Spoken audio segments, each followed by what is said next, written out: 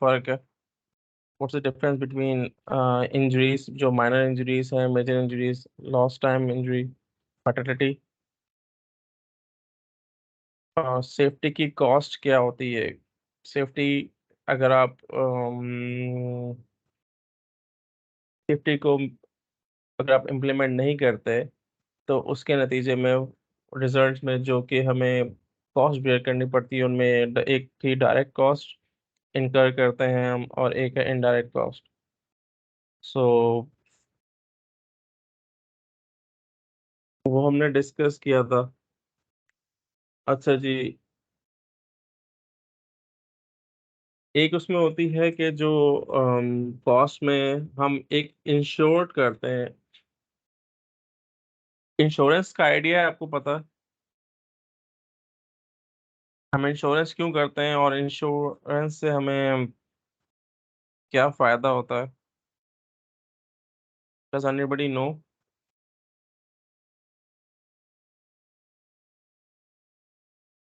Insurance हम क्यों करते हैं आम हालात में? सर लाइफ की सिक्योरिटी के लिए। लाइफ़ की सिक्योरिटी के लिए? मतलब सर लाइफ को सिक्योर करने के लिए हम फाइनेंशियली एक सपोर्ट देते हैं। कहीं कहीं ऐसी कंडीशन ना हो जाए कि जहाँ पे पैसों की ज़रूरत हो और हमारे पास वो ना हो, तो हम इंश्योरेंस करवाते हैं ताकि वो अ, अच्छे तरह इलाज हो जाए कहीं पे भी। अच्छा, कोई और मुसव्विर के अलावा? Anybody else?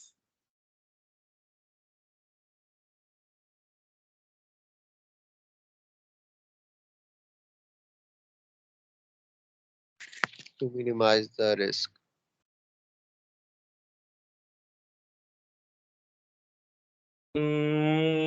ठीक है।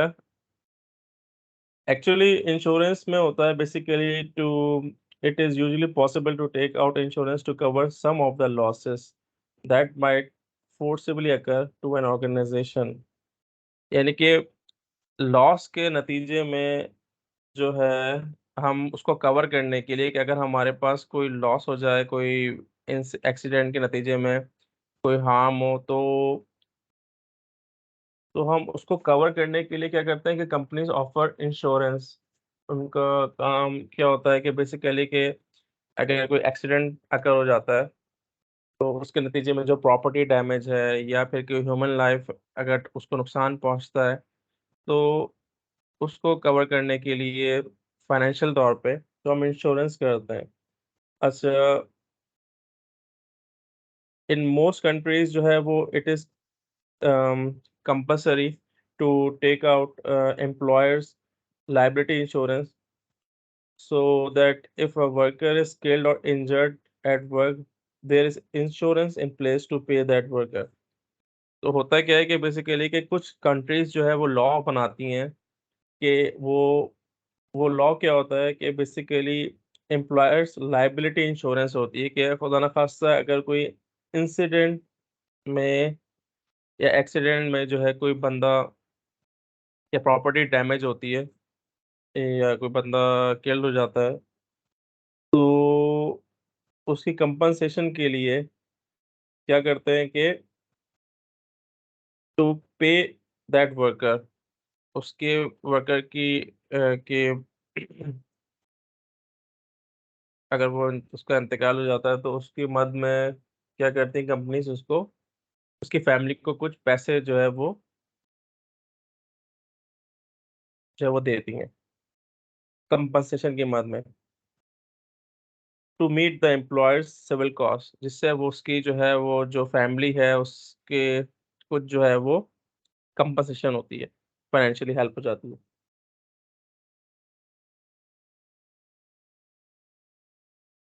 और कुछ ये तो ख़ैर केस है कि जो है किसी की डेथ हो गई, वरना क्या होता है कि कभी-कभी उसमें जो है वो इंश्योरेंस इसलिए करते हैं कि it may provide some comfort to workers knowing that in the event of an injury, the employer is insured to compensate them financially। अगर खुदा ना खास्ता कोई इंजरी हो जाती है, तो उसकी मद में भी जो है वो अगर हमका कंपनी ने आपको इंश्योर किया होता है, तो उसकी उसमें भी जो है वो आपको कंपनसेशन होती है फाइनेंशियली, ताकि उस पे क्या होता है कि वर्कर पे जो है वो बोझ नहीं पड़ता ना कंपनी पे, वो जो है वो अम, दोनों जो है वो बच जाते हैं, फाइनेंशियली जो है वो स्टेबल रहता है। ठीक है, तो लायबिलिटी कंपनी की भी नहीं होती, और बंदे की भी नहीं, पे भी उस पर बर्डन नहीं आता। खुदा न खास्ता अगर कोई इंजर्ड होता है तो फॉर द टाइमिंग उसका जो है वो इलाज और जो है सब चीज़ें कवर हो जाती हैं, इंश्योरेंस अगर आपने की हुई होती है। तो काफ़ी कंपनीज में रूल हैं, हर जगह पे जो है फॉलो करती हैं। तो आपने अक्सर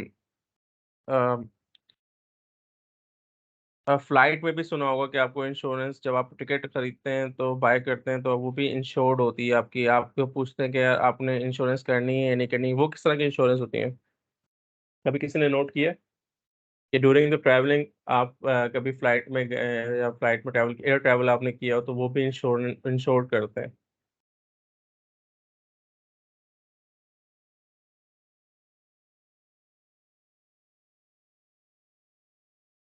कहाँ है सब? सब सो रहे हैं? नहीं सर। नहीं मुझे लग सर। रहा है कि बिल्कुल ठंडे पड़े हुए हैं सब। नहीं सर, जाग रहे हैं। जाग रहे हैं? इबाद आ गया?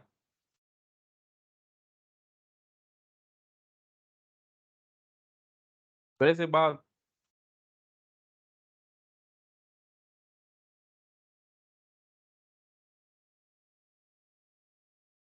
बेटा इबाद आया नहीं आया? नहीं आया इबाद अभी भी? सर ये बात कनेक्ट तो है, पता नहीं है। सर कनेक्ट हो गया। आवाज़ बहुत कट के आ रही है मेरे पास सर, शायद कोई इंटरनेट का इशू है, लेकिन आवाज़ बहुत कट के आ रही है आपकी। बेटा आपकी आवाज़ तो सही आ रही है, खैर चलो ठीक है, देख ले इशू को। मैं रिकॉर्डिंग हाँ हो रही है लेक्चर की, आई थिंक। हाँ रिकॉर्ड तो हो रहा है। प्रेजेंस जरूरी है बेटा, लॉग इन जरूर होना, ठीक है? लॉग इन होकर उस पर स्टेबल रहो। बाकी ये कि देख लेते हैं। अच्छा जी, समझ में आया इंश्योरेंस का आइडिया? क्लियर हुआ? जी सर। जी सर। अच्छा, इसमें जो है वो इंश्योरेंस का टॉपिक बहुत बड़ा है असल में ना। एक तो जिस तरह कि हमने अभी डिस्कस किया, एक तो फर्टिलिटी की सूरत में या इंजरी की सूरत में। अच्छा, इसमें कुछ चीज़ें होती हैं कि कंपनीज जो है, जैसे आपकी गाड़ी इंश्योर्ड होती है, बाइक इंश्योर्ड होती है, और लाइफ इंश्योरेंस होती है हमारी ज़िंदगी में, जैसे मुसाबर ने डिस्कस किया था, बताया था। तो ये आप रोज़मर्रा के उसमें देख रहे होते हैं कि कुछ पॉलिसी भी शेयर करते हैं, कुछ इस तरह से शेयर पॉलिसी आपने देखा हो कि वो आते हैं अक्सर कि वो 20 साल तक आप पैसे देते रहें आपके बच्चों की जो है वो तालीम के लिए, आप एजुकेशन के लिए कुछ लोग इंश्योर करते हैं कि जब वो 18 साल या 20 साल की उम्र में जब वो प्रोफेशनल कॉलेजेस में आएंगे तो उस टाइम पे वो उनकी पॉलिसी मैच्योर होगी। कुछ लोग एज वाइज करते हैं कि अपना रास्ता एक एज के बाद वो जाते हैं, तो उनके जो चले जाते हैं इस दुनिया से, तो वो लाइफ इंश्योरेंस कहलाती है कि उनकी उस सूरत में जो है वो कंपनी जो है कंपनी आपको पे करती है। तो ये डिफरेंट टाइप्स ऑफ इंश्योरेंस हैं। कुछ चीज़ें जो है वो इंश्योर्ड हो सकती हैं, कुछ चीज़ें जो है वो इन case of any disaster, in case of any natural disaster, जैसे कि सैलाब आ गया, तूफान आ गया, उसमें कोई चीज़ जैसे गाड़ी आपकी डैमेज हो गई, या एक्सीडेंट की सूरत में, तो कुछ तो आपने काफ़ी चीज़ें इसमें इस तरह से आपने सुना होगा इंश्योरेंस के बारे में, जो हम हर चीज़ इंश्योर्ड होती है। लेकिन कुछ चीज़ें जो हैं वो जो कि इंश्योर्ड नहीं होती हैं, वो क्या होती हैं हम डिस्कस कर लेते हैं। ठीक है जी। सेफ्टी के हवाले से जो हम बात करते हैं,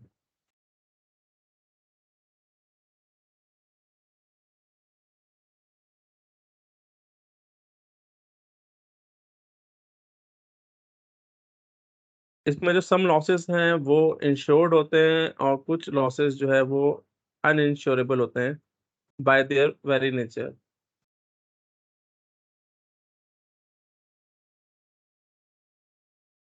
अच्छा, उसकी एग्जाम्पल क्या है कि जो कि नहीं होते इंश्योर्ड?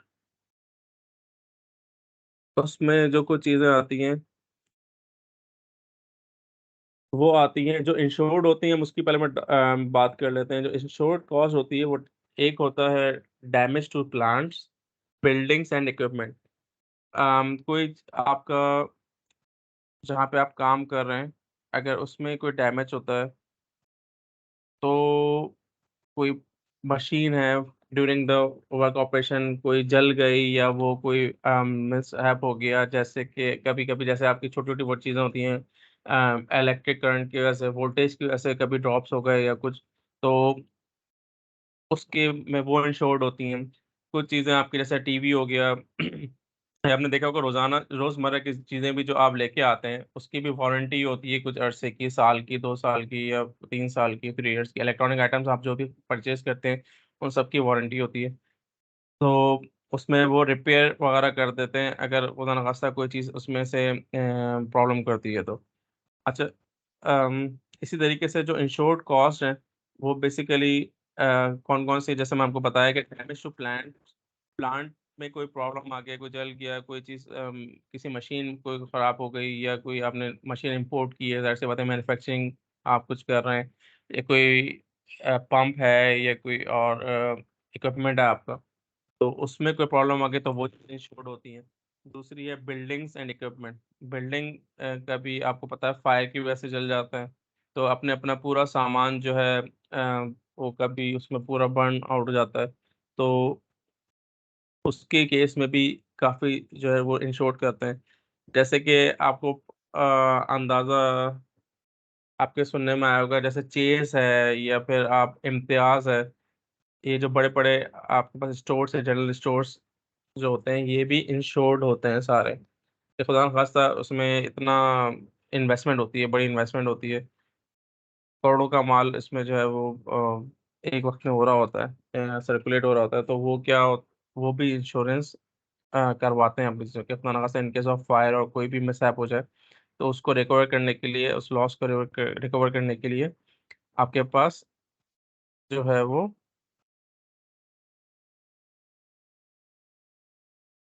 कोई ना कोई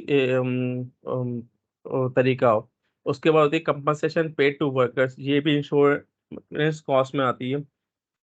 एक तो हो गई कंपनसेशन जो कि इन केस ऑफ, मैंने आपको डिस्कस किया कि इंजरी एंड इन अगर कोई किसी का इंतकाल हो जाता है, या वो फैटल केस है या डेथ हो जाती है, तो उसमें जो कंपनसेशन मिलती है वर्कर को वो भी इंश्योर्ड होती है। मेडिकल कॉस्ट हो गई, मेडिकल कॉस्ट ज़ाहिर-सी बात है जो खर्चा आएगा मेडिकल, किसी के की कोई डैमेज हो गया, कोई फ्रैक्चर हो गया, या फिर कोई और इश्यू, कोई जल गया, तो बर्न खुदा न खास्ता कोई किसी चीज़ में मतलब वही हाथ आ गया, या फिर इस तरह की जो भी कॉस्ट है, वो सब जो है वो हमारे पास इंश्योर्ड होती हैं। इसके साथ जो है वो अनइंश्योर्ड कॉस्ट कौन-सी होती है, वो कॉस्ट मैं आपको बता देता हूँ कि उस जो अनइंश्योर्ड कॉस्ट है उसमें जो है वो प्रोडक्शन डिलेज़ और डाउन टाइम। प्रोडक्शन डिलेज़ क्या होते हैं कि जो हमारे पास वर्किंग आवर्स हैं, कि हमने किसी को डेडलाइन दी हुई है। अब जो एक्सीडेंट हुआ है उसके नतीजे में जो टाइम ज़ाया हुआ है उस चीज़ को कवर करने के लिए, कोई प्लांट डैमेज है, या फिर अगर उसमें, तो वो जो कॉस्ट है वो अनइंश्योर्ड है। उसको हम कुछ भी नहीं कर सकते। उसमें भले वो 1 दिन लग सकता है उस जगह पे, वीक लग सकता है, मंथ लग सकता है उसको रिकवर करने के लिए। वो प्लांट में वो जो इक्विपमेंट है वो यहाँ पर है, अवेलेबल नहीं है लोकली, उसको आपने बाहर से मंगवाना है, इम्पोर्ट करना है, या फिर कोई नया इक्विपमेंट इंस्टॉल करवाना है। तो जो भी ये वाला टाइम है, प्रोडक्शन डिलेज़ और डाउन टाइम इसी को कहते हैं, कि वो जो डिलेज़ आ रहे हैं किसी भी वजह से, वो आपके अनइंश्योर्ड होते हैं, उसका कोई भी आप उसको इंश्योरेंस नहीं कर सकते। दूसरा जो है वो है loss of raw materials due to accident.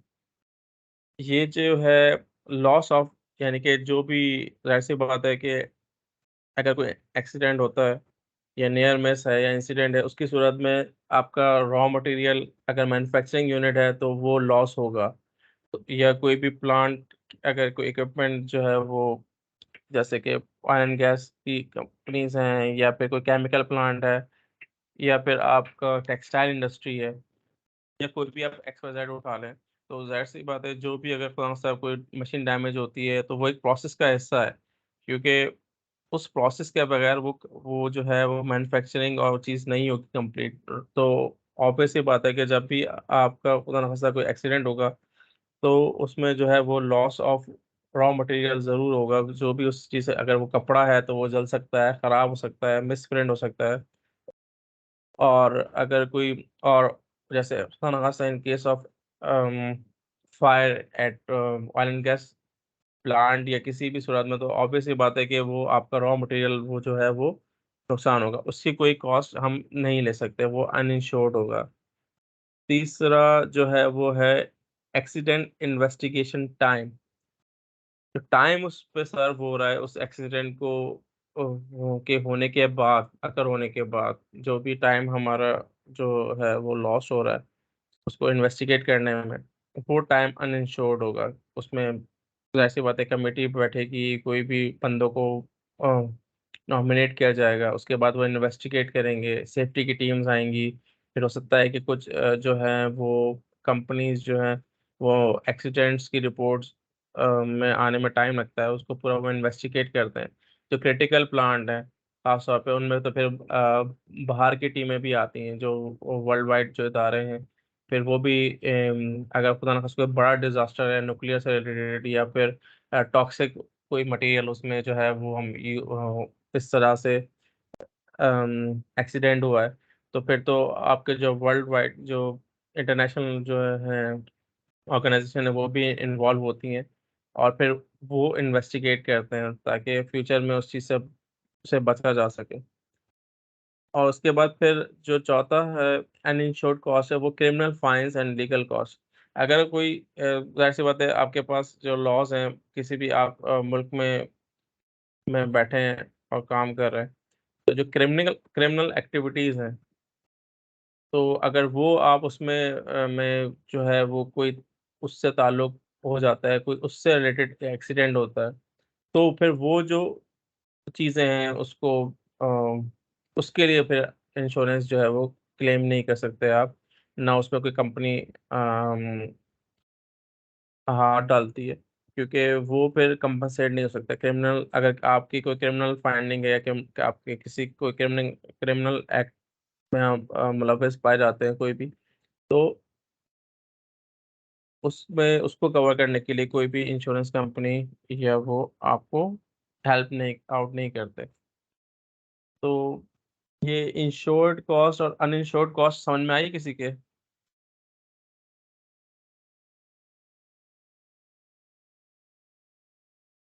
Yes.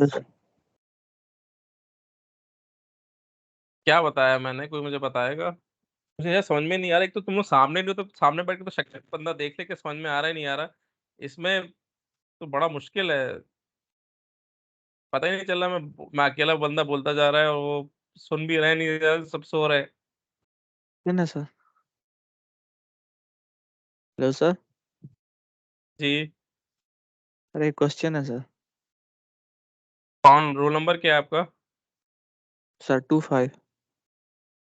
25। नाम भी बता दें यार, और फिर पूछें क्वेश्चन। सकलेना सर। जी बेटा, क्वेश्चन पूछें। सर जैसे रिसेंटली अभी ये जो चेजअप है हमारी यूनिवर्सिटी के साथ ही में, तो यहाँ पे जी। आग लगी। तो उसमें जो रॉ मटेरियल था डिफरेंट था, जैसे दालें ऑयल वगैरह जो भी था वो जला था। तो वो उसकी भी इंश्योरेंस होती है, उसकी नहीं होती?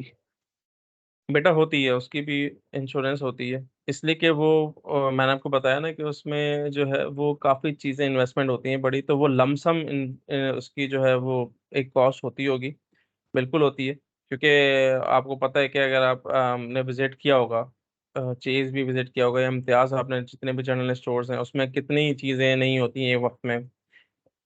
तो उसमें जो है वो लोग बिल्कुल इंश्योर करते हैं उसको, क्योंकि बहुत काफ़ी इन्वेस्टमेंट है उसकी एक वक्त एट अ टाइम।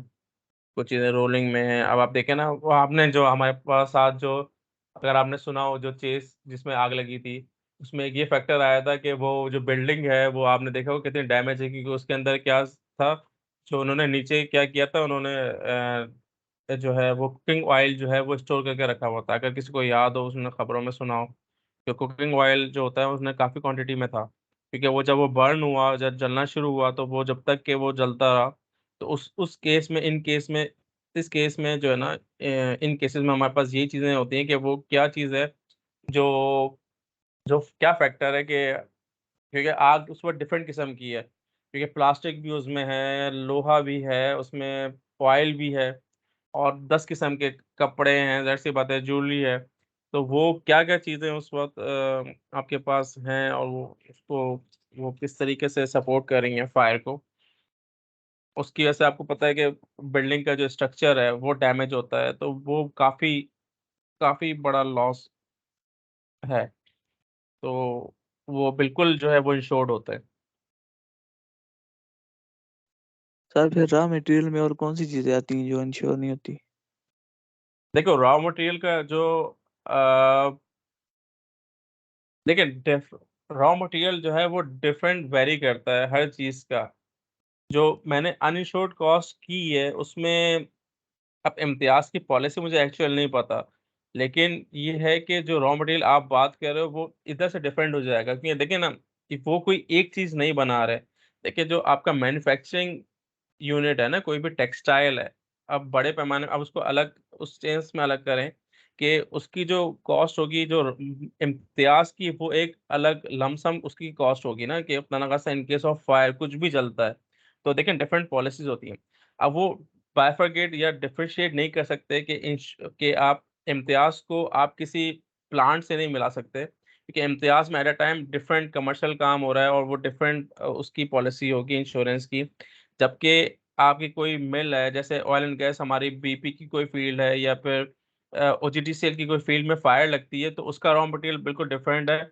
और टेक्सटाइल में खुदा न खास्ता फायर लगती है, तो उसका रॉ मटेरियल जो है वो कपड़ा है बेसिकली, या फिर कोई उधर डाइस का काम होता है, कि मतलब आप सोचें कि वो लोग प्रिंटिंग कर रहे होते हैं, और डाइस का मतलब ये होता है कि वो डिफरेंट डिफरेंट शेड्स में जो वो मतलब बना रहे होते हैं, तो उसका रॉ मटेरियल फिर भी स्पेसिफिक होता है ना, कि वहाँ पे कॉम्बिनेशन ऑफ चीज़ें नहीं होंगी, मतलब मैन्युफैक्चरिंग उसमें तो एक चीज़ मैन्युफैक्चर हो रही है, कोई जूस की फैक्ट्री है, या कोई ऑयल की फैक्ट्री है, तो उसके रॉ मटेरियल का जो है वो जो डैमेज है वो एक तरह से डिफरेंट है।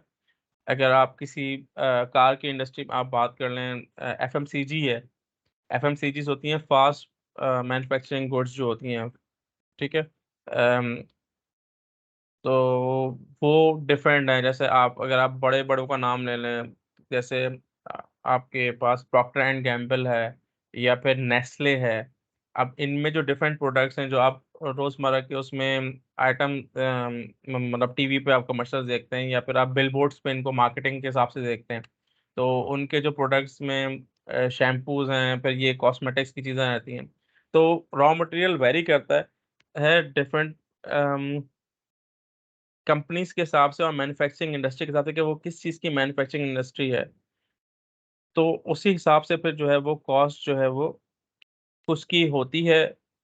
अब जैसे कोई प्लांट पे काम कर रहे हैं आप, और उसमें कोई डैमेज हो जाए कोई मशीन का, तो उसमें जो लॉस होगा वो एक ही तरीके से होगा, कि भाई कोई या तो ऑयल है, या फिर वो टेक्सटाइल का चीज़ है, तो उसमें उसने कहा कि जो है वो जो ज़ाया हो गई चीज़, उसकी जो है वो इंश्योरेंस कॉस्ट नहीं होगी, लेकिन ये जो क्लेम होगा, जो इम्तियाज़ का क्लेम है, वो रॉ मटेरियल का, वो एक डिफरेंट सिनेरियो है।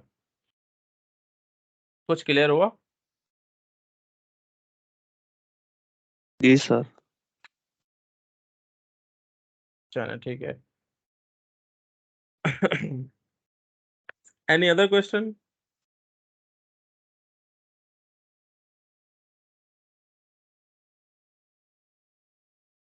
प्यारे बच्चों, सब सो रहे हैं क्या?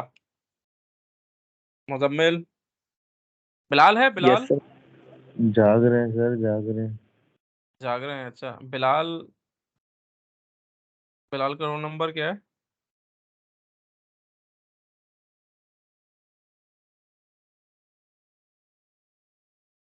बिलाल नहीं है? कर रहे तो सही 5 से हम मिला।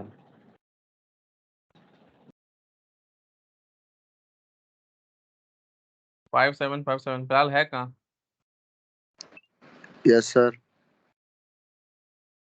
अच्छा, आप भी हैं? हाँ, मेरे शायद फिलहाल ऑनलाइन होके फिलहाल क्या हाल है? अल्लाह का शुक्र है सर, क्लास ले रहे हैं आपकी। सही बात है। क्या पढ़ रहे हैं हम आजकल? कौन सा बस सब्जेक्ट सर पढ़ रहे ये हैं हम? ना पूछे। ये ना पूछे। क्यों, रोजा लग रहा है क्या? नहीं सर, बहुत मुश्किल होती है सर सुबह क्लास लेते हुए। अच्छा, ठीक है। सब्जेक्ट को पता है ना तुम्हें कौन सा पढ़ रहे हैं हम? जी जी सर, ये सब्जेक्ट, तो पता है। चलो गुड गुड। सही है, सही है। ठीक है जी। अच्छा जी, come back to the slides. अच्छा, आपके पास जो स्लाइड शो हो रही है वो कौन सी शो हो रही है? Can anybody tell me? Sir hazards identification की। ठीक है, ओके, थैंक यू। अच्छा जी, ये हमने जो है टॉपिक डिस्कस किया इंश्योर्ड कॉस्ट का और अनइंश्योर्ड कॉस्ट का। इसमें आई थिंक आपको समझ में आया होगा। अब हम चलते हैं continue to the slides.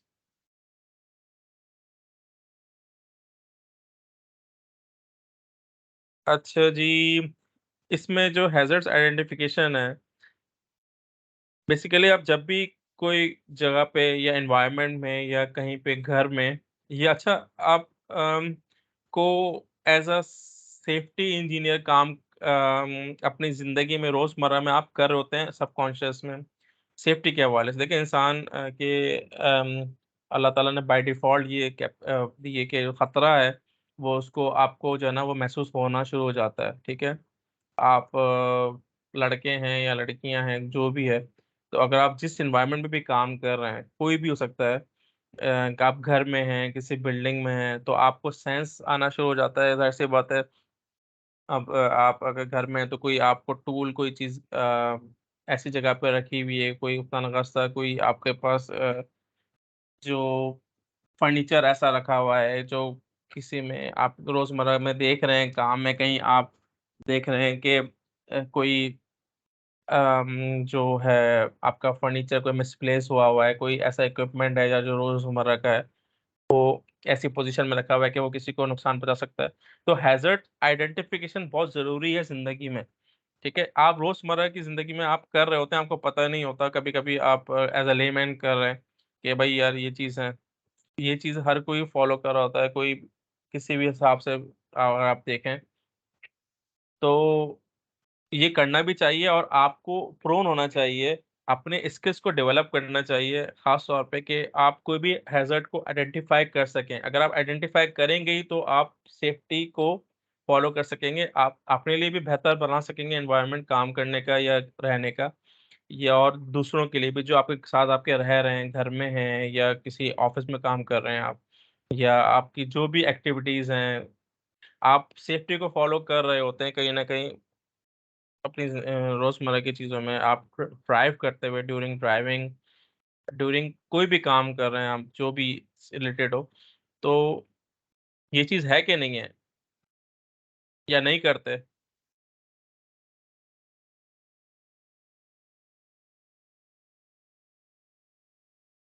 Hello, Ibad, are you there? फसी 01। जी सर। और इबाद कहाँ है? इबाद का साउंड का मसला हल हुआ? इबाद? जी सर। जी। हाँ भाई, सेफ्टी हैज़र्ड तुमने कौन-कौन से आइडेंटिफ़ाई किए हैं? फील्ड में रहे हो ना तुम बहुत? सर मतलब समझा नहीं, आपकी आवाज़ सही नहीं समझ आ रही। मैं कह रहा हूँ कि आपको स्लाइड नज़र आ रही है हैज़र्ड्स की? जी सर, नज़र आ रही है।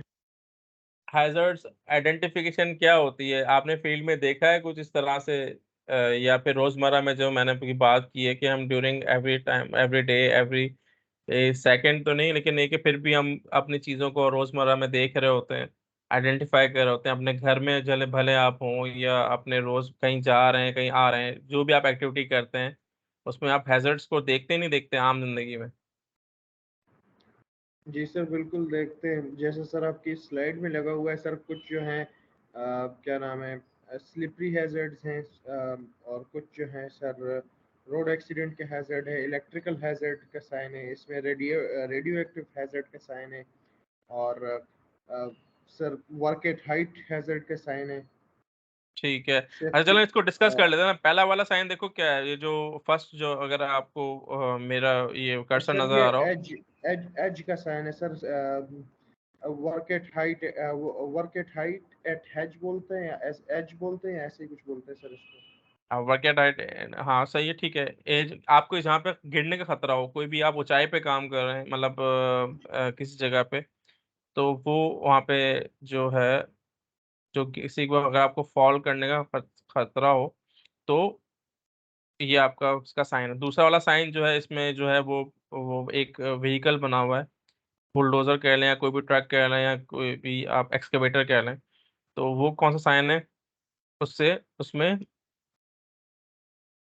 कहीं पे क्रेन काम कर रही होती है, कहीं पे कोई भी हैवी इक्विपमेंट काम कर रहा होता है, हैवी व्हीकल, तो उसमें नीचे आने का उसको खतरा है। ठीक है, ये हैजर्ड है। ये आप तब आइडेंटिफाई करते हैं या चलते हैं तब आपके पास ये काम कहीं हो रहे होते हैं।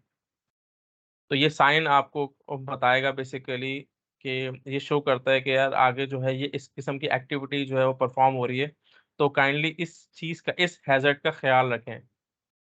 ठीक है, इसमें थर्ड जो है वो है बेसिकली लिफ्टिंग का, कि आप कोई भी चीज़ लिफ्ट कर रहे हैं, आपको पता है कि आप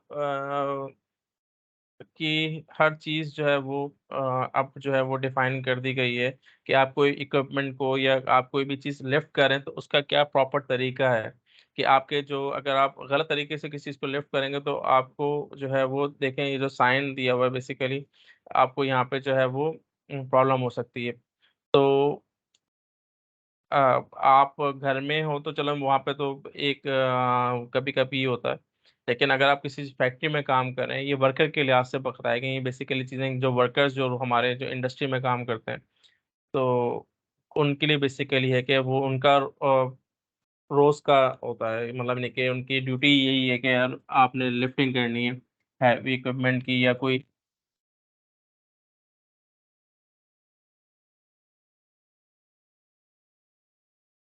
या आपने कोई मूव करनी है या सामान इधर से उधर पहुंचाना है, तो ये जो साइन है बेसिकली आपको कि ये आप इस हैजर्ड से बचें। और इसको जो लिफ्टिंग की जो चीज़ें हैं, मतलब लिफ्ट, आप किसी भी चीज़ को लिफ्ट कैसे करेंगे, या तो किसी चीज़ की मदद से करेंगे जो लिफ्टर होते हैं, या फिर आप, अगर आप सिर्फ ह्यूमन यूज़ कर रहे हैं, ह्यूमन पावर यूज़ कर रहे हैं, तो उसके क्या तरीके उनके क्या स्टेप्स हैं, हम उनको फॉलो करें। सेकंड क्या है कि कोई भी, जो फोर्थ वन है, ये कोई भी चीज़ ऐसे आपने मिसप्लेस रखी हुई है कोई हाइट पे, कोई टूल्स रखे हुए हैं, तो उनके गिरने का खतरा। तो अक्सर जब भी कोई भी वर्कर कहीं पे काम कर रहा है हाइट पे, तो वो अपने साथ टूल्स कैरी करेगा, ये कंपलसरी सी बात है। या कभी कभी आप के जो टूल्स जो हैं आप रैक पे रखते हैं, या जो है चीज़ें, या फिर टूल्स के अलावा और भी कोई जो जितने भी आपके पास जैसे वेल्व्स हैं, या फिर अम, काफ़ी किस्म की चीज़ें होती हैं और भी इक्विपमेंट में, या तो वो अगर आप उसको सही तरीके से आपने प्लेस नहीं किया हुआ प्रॉपरली कहीं पे हाइट पे अगर वो हैं, तो वो नुकसान पहुंचा सकती हैं। तो आपको ये साइन बताता है कि भाई इस हैजर्ड से आपने बचना है, कि कोई भी अगर हाइट पे काम अगर हो रहा है कोई, तो वो उधर से चीज़ें जो है वो ड्रॉप होने का खतरा है।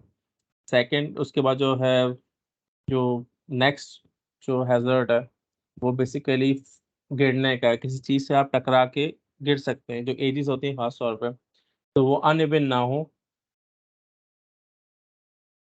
तो उससे बचने के लिए फिर ये आपको ये साइन जो है वो डिस्प्ले करना पड़ता है कि भाई ये आगे इस चीज़ का खतरा है, तो आप इससे बचें।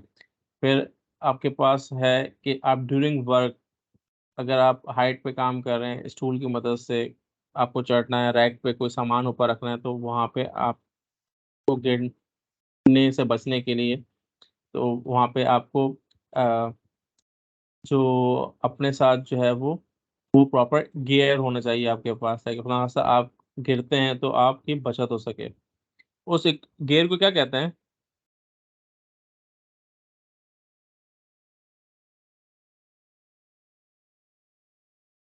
हेलो।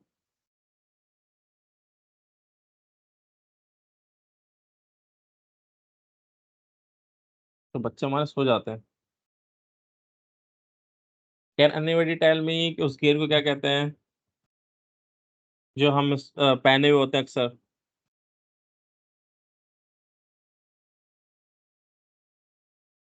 मुजम्मिल। जी सर। हाँ, हम कुछ पहनते हैं, आपने मजदूरों को देखा है, कोई वर्कर्स को पहने हुए देखा है? सेफ्टी के हवाले से वो कुछ पहने होते हैं। अगर वो हाइट पे काम करते हैं तो वो उसको लैच कर होते हैं हर जगह पे, मतलब वो। तो उसको क्या बोलते हैं, मुझे ये आइडिया नहीं है। देखा तो है। देखा है? एनीबॉडी? फसी? मुसव्विर? इबाद? जी सर। जी। सर क्वेश्चन रिपीट करें। क्वेश्चन ये है बेटा कि आप कोई भी वर्कर को, अक्सर आपने देखा होगा हाइट पे काम करते हुए वो लोग एक सेफ्टी के वो गियर पहनते हैं। गियर से मुराद है कि उनमें बेल्ट लगे होते हैं कि अपना रास्ता अगर कोई वो लैच कर देते हैं उसको ना अपने साथ किसी भी जगह, जो कि जिसकी बुनियाद बेस मजबूत हो वहाँ पे, ताकि अपना रास्ता वो गिरें तो वो बचत हो जाती है उनकी। वो हैंगिंग पोजीशन में आ जाते हैं, वो गिरते नहीं है। सर मेरा ख्याल पीपीई ही बोलते होंगे, क्योंकि पर्सनल प्रोटेक्टिव इक्विपमेंट ही है, तो पीपीई ही नहीं, बोलते होंगे। पर्सनल प्रोटेक्टिव इक्विपमेंट में बेटा ये नहीं आते। पर्सनल प्रोटेक्टिव इक्विपमेंट्स में आपके जो हैं वो हैट है, आपका शूज़ है, गॉगल्स हैं, और आपके पास जो ग्लव्स होते हैं। ठीक है, अगर आप किसी ऐसी जगह पे काम कर रहे हैं तो ग्लव्स के डिफरेंट टाइप्स हैं, वो डिपेंड करता है आप कहाँ पे काम कर रहे हैं। तो ये चीज़ आती है सेफ्टी में। जो बेल्ट होता है, अगर किसी को नहीं पता या नहीं नॉलेज, तो उसको कहते हैं सेफ्टी हार्नेस कहते हैं। वो लैच कर देते हैं हर जगह पे, उनके साथ वो होता है मतलब वो स्क्रू, और मतलब वो उसमें पूरा लैचिंग का उसमें गियर होता है। उस गियर गियर को सेफ्टी हार्नेस आई थिंक कहते हैं। सेफ्टी हार्नेस वो पहनते हैं, तो वो आपने अक्सर देखा होगा जो स्कैफ फोल्डिंग हो रही होती है ऊपर हाइट पे। अक्सर आपने देखा होगा कोई भी बिल्डिंग बन रही होती है, तो या कोई भी कंस्ट्रक्शन का काम चल रहा होता है, तो अक्सर आपने देखा होगा कि पाइप्स लगे होते हैं। इस पाइप्स लगे होते हैं स्टील के या लोहे के, जो हैं वो डिफरेंट पाइप्स आपने देखा होंगे, वो इसका स्ट्रक्चर बनाते हैं। किसी ने नोट किया? Yes sir. उसको क्या कहता है? उससे उसको कभी देखा है या आपने इंडस्ट्री में देखा होगा अक्सर कि वो जब भी आप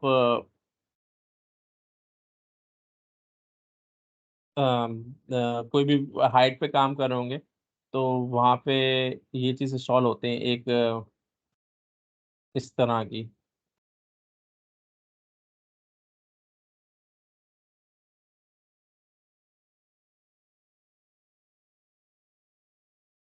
नहीं आइडिया किसी को? किसी ने नहीं देखा?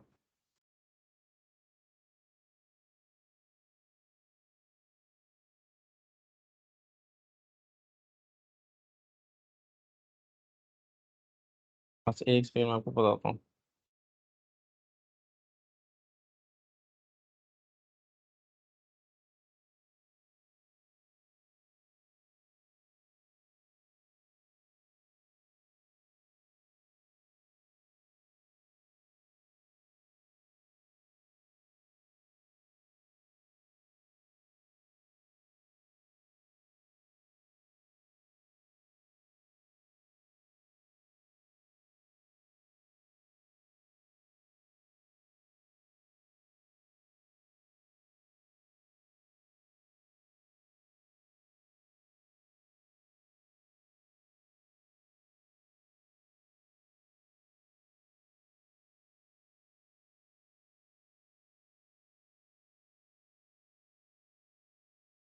तो भाई आ गया, हाँ ठीक है ये।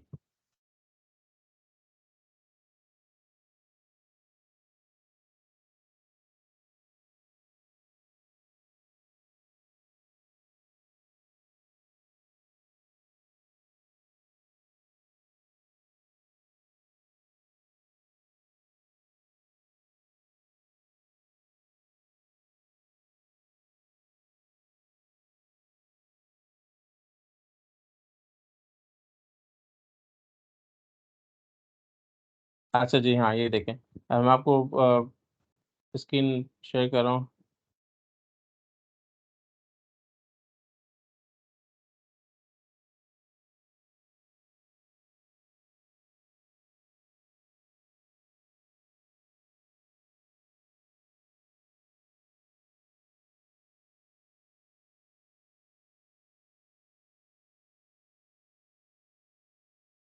ये देखें, आपके पास शो हो रही है, देखिए चीज़।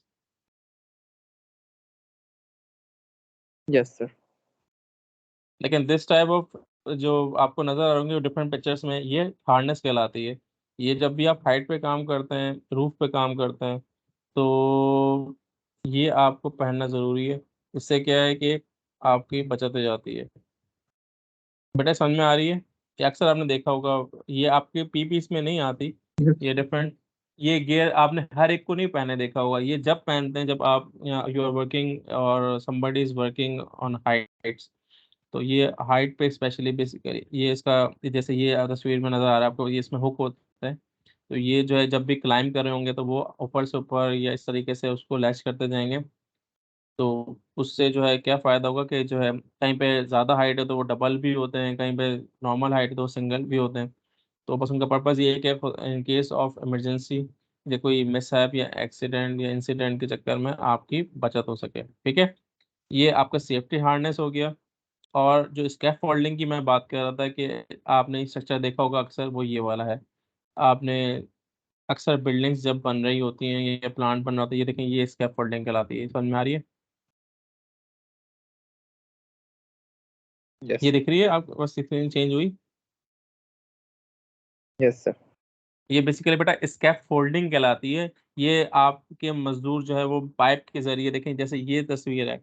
अब इसमें क्या है कि आपने अगर क्लाइंब करना है तो इसमें वो इस तरह से उसको बिल्ड करते हैं, पूरा एक स्ट्रक्चर बनाते हैं कि वो आउटसाइड द बिल्डिंग जो है वो चलने के लिए, क्योंकि वो अंडर कंस्ट्रक्शन बिल्डिंग में जो है वो कहीं पे राउट होता है आपका चलने का, कहीं होती है फिजिबिलिटी, कहीं पे नहीं होती। तो वो इस तरीके से फिर वो ऊपर उसको हैंग होते हैं, वो अपना रास्ता बनाते हैं। कहीं इक्विपमेंट है। अब ये देखें, ये जैसे तस्वीर है, ये प्रॉपर तस्वीर है स्कैप फोल्डिंग की। इसमें ये आपको नज़र आ रहा होगा, ये पट्टे रखे हुए हैं, ये देखें, ये इस तरीके से जो है ना, ये चारों तरफ बिल्डिंग्स के जो है वो आउटर साइड पे अक्सर इंस्टॉल होते हैं। तो ये एक तरह से आपको ये पट्टे नज़र आ रहे हैं, ये ये जाने का रास्ता है, पे ये सीढ़ियाँ हैं, ये पे इस तरीके से इस रास्ते, ये स्कैप फोल्डिंग कहलाती है प्रॉपर। इसकी भी बहुत ज़्यादा पता है आपको, इसकी भी इसको बनाने के भी तरीके और इसको फॉलो करने के लिए भी बाकायदा ये स्कैफ फोल्डर्स की प्रॉपर जॉब है। कहीं भी स्कैफ फोल्डिंग हो रही होगी तो इनको प्रॉपर हाइट मेंटेन करनी पड़ती है अकॉर्डिंग टू सेफ्टी प्रैक्टिसेस और रूल्स के हिसाब से। इनके दरमियान जो भी ये जो आपको नज़र आ रहा है इस तरीके से जो इनका स्ट्रक्चर है, ये प्रॉपर इनका एक ट्रेनिंग दी जाती है कि वो किस तरीके से आपने स्कैफोल्डिंग करनी है। आप इस जो इसमें जो लोगों का एक्सपीरियंस है सिर्फ वो ही करते हैं। इसमें ये नहीं कि कोई भी उठा और वो स्कैफोल्डिंग उसने करनी है तो वो आराम से जो है वो कर सकता है। बाकायदा इसकी भी ट्रेनिंग होती है, इनके जो दरमियान जो प्रॉपर फासला है उसको मेंटेन करना पड़ता है।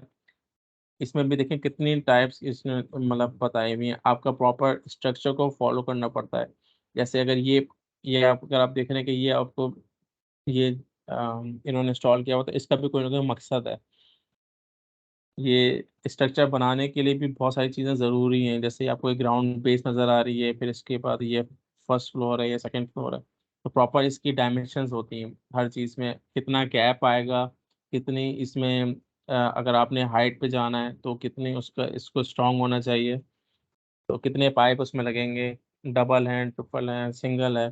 तो ये बहुत चीज़ें मैटर करते हैं। प्रॉपर स्कैफोल्डिंग की भी एक जॉब है। स्कैफोल्डर्स दुनिया में चाहिए होते हैं और ये भी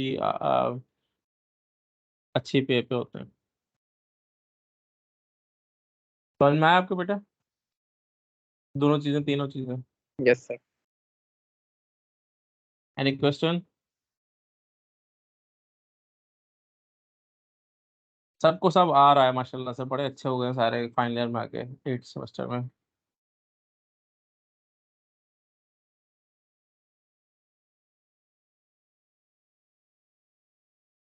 सारे हमारे नालायक स्टूडेंट्स। नालायकों पढ़ लो।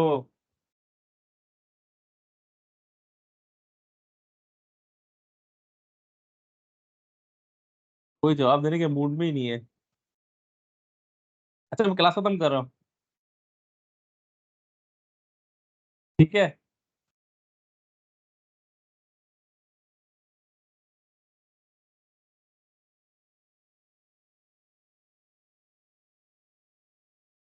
हेलो,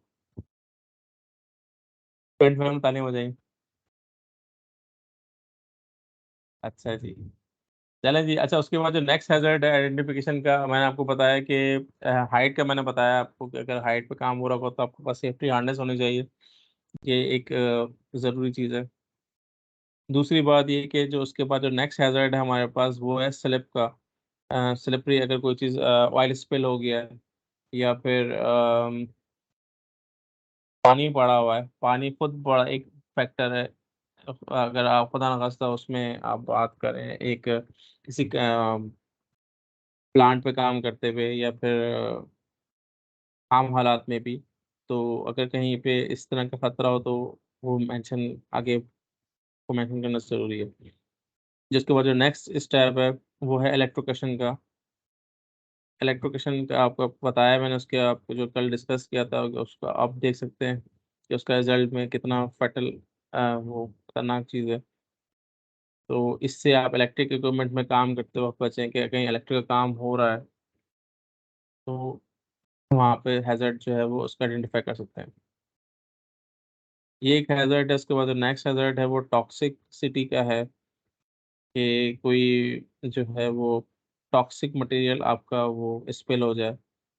जैसे चेरनोबिल का था या फिर कोई ऐसी गैस लीकेज हो जाए जो कि खतरनाक है। ठीक है, काफ़ी हमारे पास केमिकल्स होते हैं जिससे हमारे पास ये साइन लगी होती है।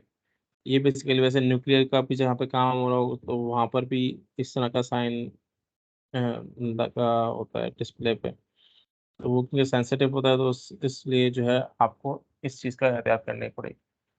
दूसरा एक इसमें है आपको गिरने का खतरा हो। कहीं कहीं आप बैठे हैं कोई ऐसी जगह पे जहाँ आपको बैठ के काम करना है जो कि टेम्परेरी है, प्रॉपर उसकी बेस स्ट्रॉन्ग नहीं है या कोई ऐसी, तो उसमें जो है उस लिहाज से बचने के लिए आपको ये एक हैज़र्ड को आइडेंटिफ़ाई करना है।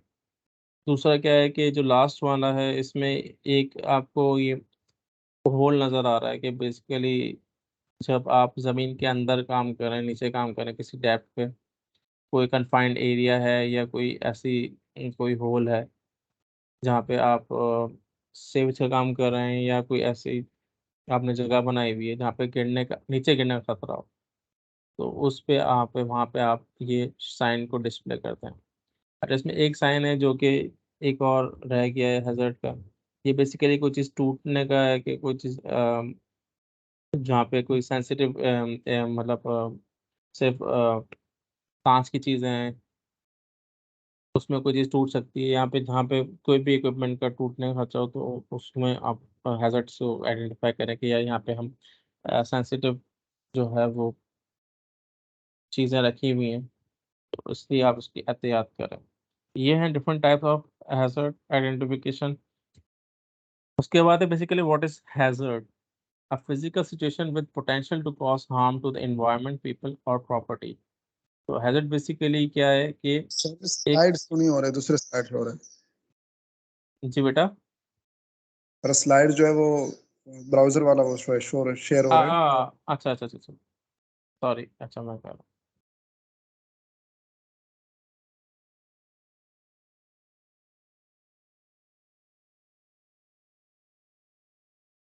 थैंक यू फॉर रिमाइंडिंग यार।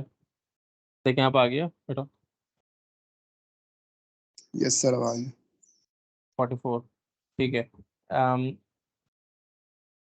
अच्छा, ये हैजर्ड्स हमने बात की लास्ट, ये डिफरेंट टाइप के हैजर्ड्स है। उसके बाद हैजर्ड होता क्या है basically? A physical situation with potential to cause harm to the environment.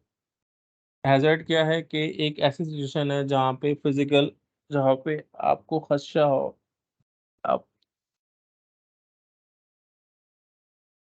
कि आपका एनवायरनमेंट जो है वो डैमेज हो सकता है। कोई भी पर्सन जो है, पीपल और प्रॉपर्टी, वही बात कि आपका कोई जो है बंदा इंजर्ड हो सकता है या फिर प्रॉपर्टी को डैमेज हो सकता है, तो वो आपका हैजर्ड कहलाता है। ये कुछ साइन है और हैजर्ड्स के। टॉक्सिक कोई मटेरियल वहाँ पर है तो तो ये साइन ज़रूरी है उधर लगाना, डिस्प्ले करना। उसके बाद हो गया एक्सप्लोसिव। कोई ऐसा काम कर रहे हैं आप सेंसिटिव, जहाँ पे खदशा हो कि वो एक्सप्लोजन हो सकता है, तो वो ये चीज़ों को देख के, इन तस्वीरों को देख के आपको थोड़ा सा आइडिया होना चाहिए और आपको ये चीज़ें समझना चाहिए। देखिए, ट्रैफिक साइन भी आपको समझना चाहिए। अगर आप उसको नहीं समझते तो आपकी ये आप रिस्पॉन्सिबिलिटी जो है वो कर रहे हैं। तो कहीं पे भी जब आप ड्राइविंग में देखें तो आपको ज़रूर जो है वो, हमारे यहाँ इन चीज़ों को कम फॉलो किया जाता है, लेकिन ये करनी चाहिए। इससे हमारी सेफ्टी ही है कि भाई आगे कोई मसला है, कोई स्पीड ब्रेकर है या कोई टर्न है ऐसा, या कोई काम चल रहा है, ठीक है, वर्क इन प्रोग्रेस है। तो इसी तरीके से हैज़र्ड को भी हमने आइडेंटिफाई करना है। अगर हम नहीं करेंगे, उस पे ध्यान नहीं देंगे, तो जो है ये गलती हमारे पे आएगी। इर्रेस्पॉन्सिबल बिहेवियर हमारा है अगर हम उन चीज़ों को फॉलो, साइंस को फॉलो देखते हुए भी जो है उसको समझ ना सकें या उसको अंडरस्टैंड करना बहुत ज़रूरी है। ख़ास तौर पे इंडस्ट्री में काम करते हुए, ख़ास और specially in petroleum industry. Petroleum industry को आपको साइंस को, रूल्स को बहुत ज़्यादा फॉलो करना चाहिए इन इन फील्ड और इन ऑफिसेस ऑल्सो। तो ये जो हैज़र्ड आइडेंटिफिकेशन जो है, ये हमारे भले के लिए या हमारे बेहतरी के लिए इंस्टॉल किए जाते हैं, वरना इनकी ज़रूरत फिर, अगर हम इनको नहीं करेंगे तो फिर लोगों को पता ही नहीं होगा या उससे वो अंदाज़ा ही नहीं लगा सकेंगे कि आगे किस किस्म की एक्टिविटी है। तो इन पे ध्यान देना बहुत ज़रूरी है।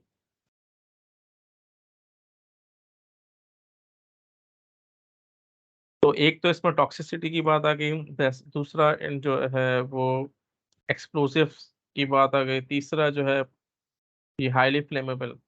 ये तो आपने देखा होगा, ये कहाँ पे लगा होता है अक्सर डिस्प्ले पे, ये जो तीसरा हाईली फ्लेमेबल लिक्विड है।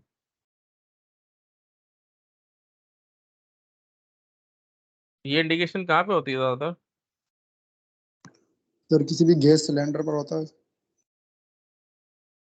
गैस सिलेंडर में, इसके अलावा?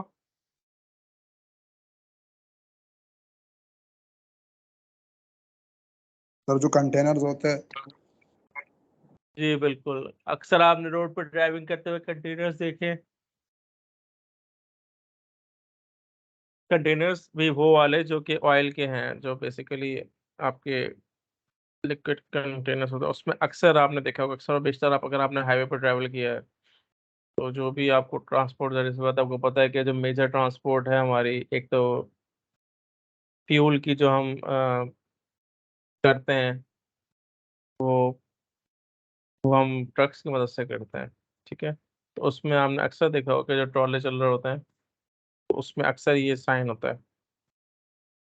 तो ये इससे आपको पता चल जाता है कि आप इसमें हमेशा जब भी आप ये साइन देखेंगे तो उसके पीछे लिखा होता है कीप डिस्टेंस, एक कीप और maintain distance, proper distance from this vehicle. तो ऑटोमेटिकली आपको अंदाजा हो जाता है कि यार इसमें कोई ऐसी चीज़ है जिससे आपको नुकसान हो सकता है, तो आप उससे डिस्टेंस मेंटेन करते हैं। क्योंकि इस पर टाइम नहीं होता खासतौर पे, क्योंकि खुदा ना खास्ता ये स्पिल होता है इन केस ऑफ एक्सीडेंट, तो फौरन इसमें आग लग जाती है। अच्छा, फिर आपके पास आ गया कोरोसिव का। ये कोई भी आप लैब में काम कर रहे हैं या कोई भी ऐसा एसिड जहाँ पर यूज होते हैं, HCl हो गया, H2SO4 हो गया, किसी भी लैब की बात कर रहे हैं, तो वहाँ पर जो है आपको ये जो है वो साइन डिस्प्ले पे नजर नजर आएगा। ऑक्सीडाइजिंग ऑक्सीडाइजिंग जहाँ पे फायर लग सकती है, ऑक्सीडाइज गैसेस यहाँ पर हैं, डिफरेंट काम की किस्म की गैसेस वहाँ पे लीक हो सकती हैं, तो वहाँ पर आपको लैब्स में या किसी जगह पे या किसी प्लांट पे आपको यहाँ पे जो है वो ये सिग्नल मिलेगा। डेंजरस गुड डेंजरस गुड का सिग्नल में आपको जहाँ पे साइन है वहाँ पे इस किस्म का कोई बम बनाने की फैक्ट्री है, कोई और डिफरेंट किस्म के केमिकल्स हैं,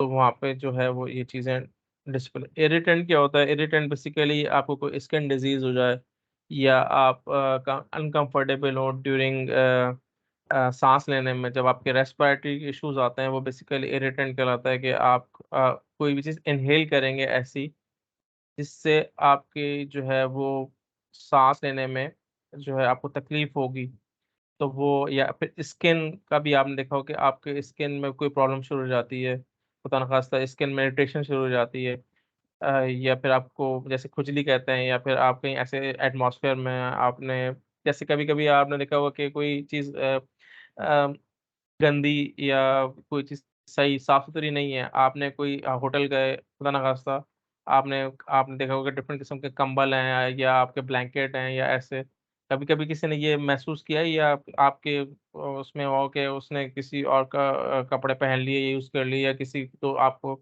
इरिटेशन हो गई बॉडी में, ये अक्सर आपने देखा होगा चीजें होती हैं। तो कुछ लोग होते हैं स्किन सेंसिटिव होती है कुछ लोगों की, ये इस तरह से होता है नहीं होता? यस सर, ऐसे ही हाँ, होता है। तो एलर्जिक कुछ होता लोग है सर। एलर्जी होती है, किसी को इस चीज़ से सेंसिटिविटी जो है उसका लेवल डिफरेंट होता है, तो अक्सर आपने देखा होगा कि वो उसको इरिटेशन हो जाती है, या उनके जो स्किन में जो है वो क्या होता है, वो दाने निकल आते हैं कभी किसी को कुछ। तो ये बेसिकली ये साइन जो है ये आपको बताता है कि जहाँ पे आपका इस तरह का इशू हो सकता है। ये जो लास्ट वाला जो ऑप्शन है इसमें इन्होंने बताया गया है कि भाई कोई स्पिल हो गया है, लेकिन हुआ कहाँ पर है, कोई पॉन्ड में या कोई रिवर में, कोई सी में, कि खुदा ना खास्ता कोई डिजास्टर होता है, या फिर कोई छोटे पैमाने में कुछ हम अक्सर क्या होता है कि आपकी कंपनीज जो हैं, जो हमारी इंडस्ट्रीज हैं, इनकी वेस्ट प्रोडक्ट निकलती है, और वेस्ट प्रोडक्ट कहाँ जा रही होती है, वो कि ना तो या तो किसी पॉन्ड में वो लोग जा रहे हो उसको भेज रहे होते हैं, या किसी समंदर में उसको डिस्पोज ऑफ कर रहे होते हैं, क्योंकि ये रूल के खिलाफ है इसके, क्योंकि इसके भी आपको आपने सुना होगा अक्सर कि हमारा जो है समंदर जो है वो आलूदा हो रहा है, यानी कि आपने डिफरेंट अक्सर दुनिया में प्रोटेस्ट होते हुए देखे होंगे। जो फर्स्ट वर्ल्ड कंट्रीज हैं उनमें काफी सख्त रूल्स एंड रेगुलेशन है कि वो नहीं करने देते कि कोई भी चीज़ उठा के अपनी अब डिफरेंट केमिकल इंडस्ट्रीज काम कर रही हैं, मैन्युफैक्चरिंग इंडस्ट्रीज काम कर रहे हैं, तो टेक्सटाइल इंडस्ट्रीज का काम कर रहे हैं, तो उनका भी एक डिस्पोज निकलता है, तो वो डिस्पोजल जो है वो जो वेस्ट है उसको कैसे डिस्पोज ऑफ करते हैं, इसकी भी अब काफ़ी सख्त रूल्स एंड रेगुलेशन है, क्योंकि आप कुछ भी क्रिएट कर रहे हैं उसका वेस्ट ज़रूर निकलेगा। ठीक है, एक कॉमन सी प्रैक्टिस है। इवन आपने देखा होगा सुना होगा कि हॉस्पिटल का भी वेस्ट बहुत निकलता है, जो वेस्ट है हॉस्पिटल में ड्रिप्स हैं, सिरिंजेस हैं, और भी डिफरेंट किस्म के जो हाइजीन, उसकी हॉस्पिटल की हाइजीन बहुत इंपॉर्टेंट है। आपको अक्सर पता होगा कि कुछ आपकी 50% जो बीमारियां हैं, कोई मरीज जाता है सही सही तो उसको नॉर्मल सी कंप्लेन होती है, लेकिन आपको पता है कि जो हॉस्पिटल में आप जाएंगे वहां पे भी क्योंकि डिफरेंट मरीज आ रहे होते हैं और डिफरेंट तरह के आ रहे होते हैं, तो हॉस्पिटल की हाइजीन भी बहुत इंपॉर्टेंट है, क्योंकि हमारे यहाँ मेंटेन नहीं हो रही होती, उसकी शीट्स हो गए, उसके बेड हो गए, क्योंकि आप वो यूज़ कर रहे हैं, कोई भी अच्छा भला इंसान जाता है और आपने देखा होगा कि वो अक्सर आपने देखा कि उसमें कोई हॉस्पिटल प्रोन वायरस लग गया जिसकी वजह से वो और ज़्यादा वीक हो गया, या वो उसको एक और इन्फेक्शन क्रिएट हो गया बॉडी में। अक्सर आपने अगर आपने सुना होगा या नहीं सुना, या अगर खुदा ना खास्ता कहीं भी हो, तो इस चीज़ के लिहाज से जो है ना एक बड़ा खतरनाक है। हॉस्पिटल का जो वेस्ट है वो बड़ा बहुत ज़्यादा जो है उसको सेफ्टी के हिसाब से जो है ना हमारे पास में डिस्पोज ऑफ करना चाहिए। किसी ने सुना है इस चीज़ के बारे में? कभी वास्ता पड़ा है इस चीज़ से किसी का भी? एनीबॉडी कोई एक्सपीरियंस हो? Yes sir. क्या क्या क्या वाकया है या क्या जी जी चीज़ है? सर, मेरे दादा जान को ये मसला हो गया था। अच्छा, क्या मसला था? सर पहले यही तो कि उसको जो है, खाली था, फिर वो हमने हॉस्पिटल में एडमिट करवाया था। फिर उसके जी बाद जी, वो चीजें बढ़ती गई ड्यू मतलब हॉस्पिटल में रहते हुए। यही यही यही मैं बात कर रहा हूँ कि कुछ लोगों को एक्सपीरियंस होता है इस चीज़ का, कुछ लोगों को एक्सपीरियंस नहीं होता या बाद में जाके होता है। लेकिन आपको ये पता होना जरूरी है कि आपका जो हॉस्पिटल का जो वेस्ट है वो बहुत ज़्यादा हम लोग जो है वो केयर नहीं करते हैं हमारे यहाँ प्रॉपरली उसको। कम चीज़ों मतलब ये कि छोटे मोटे हॉस्पिटल तो बिल्कुल नहीं, कि इसका भी एक जो वेस्ट है ये बहुत ज़्यादा प्रॉपरली इसको डिस्पोज ऑफ करना चाहिए। हमारे यहाँ कहीं भी सिरिंजेस पड़ी होती हैं, कहीं पे भी वो डिस्पोज कर रहे हैं, उससे बच्चे उसको यूज़ कर रहे हैं, खुदा ना वास्ता कोई। आपने देखा है हमारे यहाँ हर किस्म के आदमी वो उसको दोबारा से डिस्पोज ऑफ नहीं करे। इवन के सिरिंज आपने यूज़ की उसको अगर आपने सही तरीके डिस्पोज नहीं किया, अगर आपने वही चीज़ किस सिरिंज किसी और के लिए इस्तेमाल कर ली, अक्सर ये नोट किया है नहीं किया आप इतना तो कॉमन प्रैक्टिस है, सबको पता होना चाहिए। तो वो उससे भी आपको खतरा है बीमारियां होने का। ये सब चीजें तो बहुत जरूरी है, इसलिए आप अच्छी जगह पे जाएं। छोटे मोटे डिस्पेंसरी जो भी आप यूज करें आपकी अपनी रिस्पॉन्सिबिलिटी है। खुदा न खास्ता आप खुद इंजेक्शन लगवा रहे हैं या लगा रहे हैं या आपके किसी रिलेटिव को लग रहा है, तो उससे आपको बोलना चाहिए कंपाउंडर को इसको मेरे सामने डिस्पोज ऑफ करो, या इसकी सिरिंज को तोड़ो, या फिर जो भी उनका तरीका है वो आपकी आपके उसमें आता है। आपकी रिस्पॉन्सिबिलिटी है कि आप इस तरीके से करें, क्योंकि आपने तो वो नई चीज़ खरीदी है ना, तो वो कोई और किसी और के लिए यूज़ ना हो सके। या सब सो रहे हैं, कोई जवाब ही नहीं दे रहा। कहाँ हो बच्चों, प्यारे बच्चों? जी जी सर, सुन रहे हैं। जी सर। यार मैं ही बोल रहा हूँ, अब से 2 डेढ़ घंटे बोलो से सर। 2 घंटे होने वाले हैं और कोई बोल ही नहीं रहा। कोई एक्सपीरियंस तो शेयर करो, इस क्लास में फिर ऐसा मजा ही नहीं आएगा, क्योंकि अब तुम लोग एनवायरनमेंट सेफ्टी का तो सब्जेक्ट ऐसा है कि आप लोगों को पार्टिसिपेट करना चाहिए।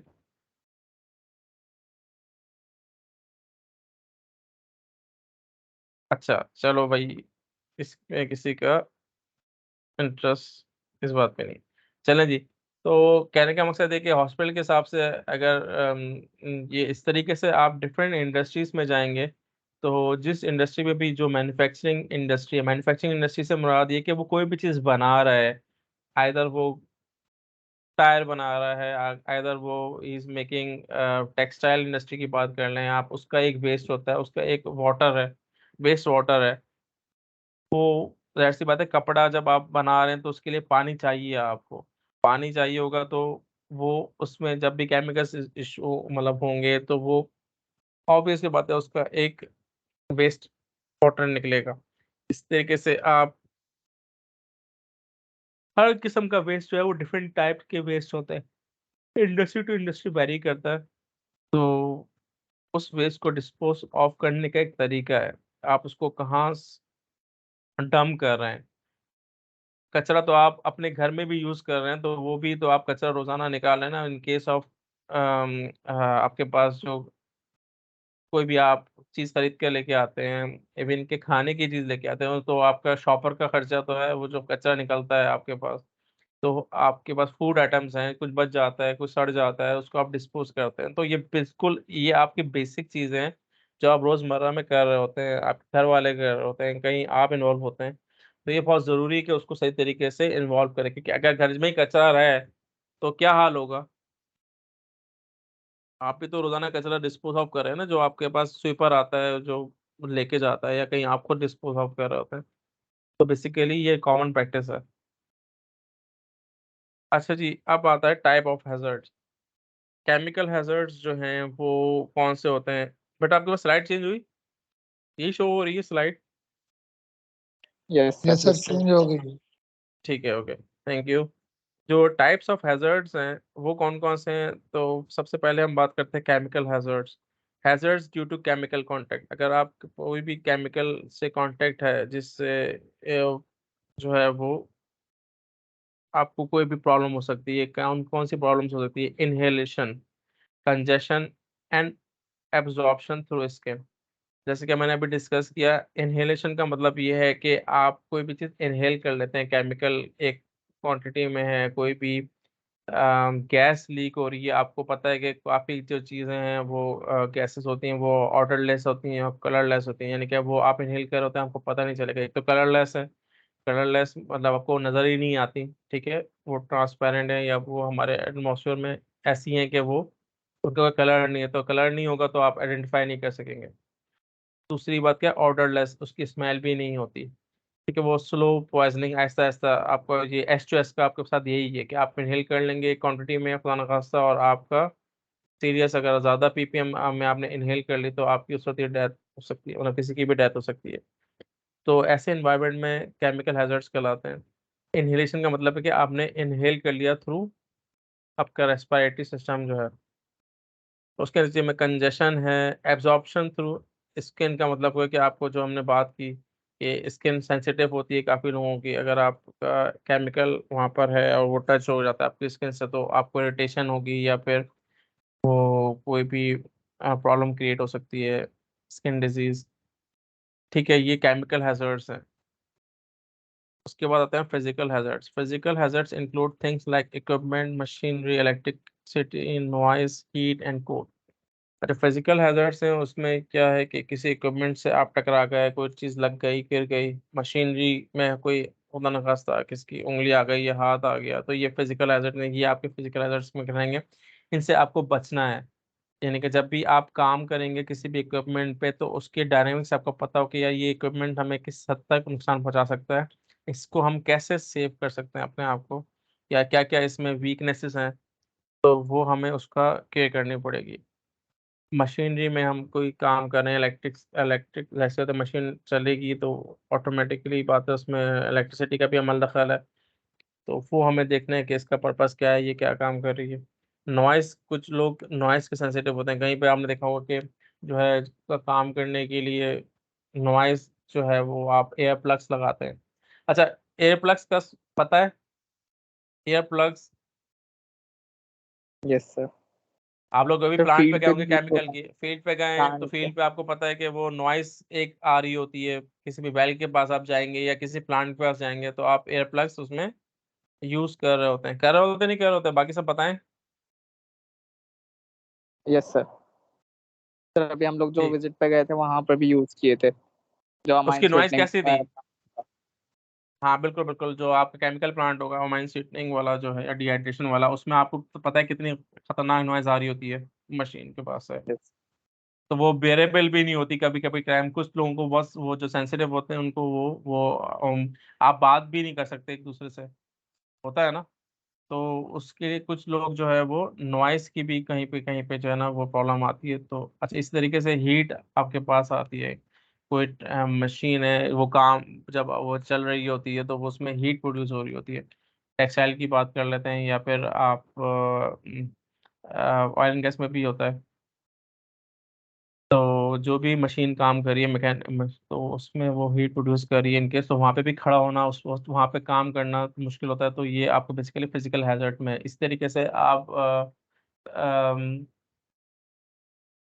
हीट में भी आ रहा है और वो कोल्ड में भी है कि जो लोग रिफाइंड उसमें काम करते हैं, मेटलर्जी के, अगर आपने बात सुनी हो, मेटलर्जी में जैसी बात है, जो भी काम कर रहा होगा माइंस में, जो काम कर रहे होते हैं, जैसे माइनिंग है, अब माइनिंग जो माइंस है आपकी, उसमें से आपने जो कोल एक्सट्रैक्ट करना है, तो बेसिकली वो आपने अंडरग्राउंड भी जाना है, और वहाँ पे डिफरेंट किस्म का गर्मी है, ठंड है, तो ये सारे आपके फिजिकल हैजर्ड्स हैं। माइनिंग की बात हो गई, या फिर आप मेटलर्जी में जो लोग काम करते हैं, मेटलर्जी स्टील मिल में जो लोग काम कर रहे होते हैं, स्टील मिल में जाहिर सी बात है लोहा पिघल रहा है, उसका एक खास टेम्परेचर है, तो वहाँ पे हीट का इशू होता है। इस तरीके से सीमेंट फैक्ट्रीज हैं, सीमेंट फैक्ट्रीज में जाहिर सी बात है वहाँ पे जो आपकी चीज़ें इनहेल कर रहे होते हैं, इसी तरीके से ऑयल एंड गैस सेक्टर है, ऑयल एंड गैस में आपको पता है H2S, यहाँ पे गैसेस लीक हो सकती हैं, वहाँ पे आपका ऑयल से काम है, उसका एक हैजर्ड है। तो वो बेसिकली फिजिकल हैजर्ड्स में आते हैं। फिर आपके पास आ गया biological hazards. Biological hazards are due to animals और प्लांट्स और इन हेल्थ केयर। अच्छा, जो बायोलॉजिकल हैजर्ड्स जो है वो किसी भी प्लांट और एनिमल्स की वजह से जो है, बायोलॉजी बेसिकली क्या है, जो लिविंग ऑर्गेनिजम्स हमारे पास हैं। किसी को कैट से एलर्जी होती है, किसी को डॉग से एलर्जी होती है। अक्सर आपने देखा होगा कि इनसे क्यों होती है बेसिकली, जो भी आप अक्सर आपने सुना होगा कि आपके घरों में जो है वो बच्चे जिस घर में हो वहाँ पे मना करते हैं कि आप पेट्स ना रखें। खासतौर पे डॉग्स और कैट्स को भी मना करते हैं क्योंकि उनके स्किन जो है वो डिफरेंट, मतलब उनके उनकी स्किन पे, उनकी बॉडी पे बाल होते हैं, हेयर्स होते हैं। तो कभी-कभी आपने सुना होगा कि जो है वो अक्सर बच्चे बीमार रहते हैं उस घर में जहाँ पे तो आपको वो ये जो है इस तरह की चीज़ें जो है वो दूर करनी पड़ती हैं। इससे कभी वास्ता पड़ा है किसी का या नहीं पड़ा इस तरह की चीज़ों से?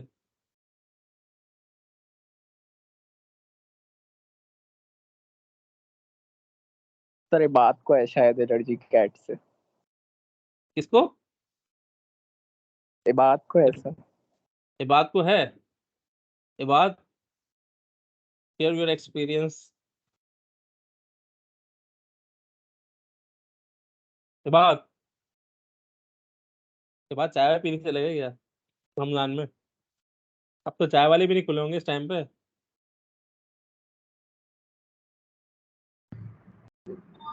जी सर। जी बात, क्या जी एलर्जी है सर। बेटा? क्या सर? कोई एलर्जी है क्या? एलर्जी एलर्जी सर क्या कह रहे हैं? मेरी स्लाइड कौन सी है? मैं स्लाइड क्या नजर आ रहा था मैं स्लाइड पे? Sir hazard, types of hazards. मैं कौन सा हैजर्ड डिस्कस कर रहा था? क्या कह रहे हैं सर आप? मैं ये कह रहा हूँ कौन सा हैजर्ड मैं डिस्कस कर रहा था? सर आप बायोलॉजिकल मेरे ख्याल से। बायोलॉजिकल में डिस्कस कर रहा था तो कौन सा उसको तुम्हें बायोलॉजिकल हैजर्ड होता है क्या? इसको पढ़ो जरा, रीड करो, kindly read it for me.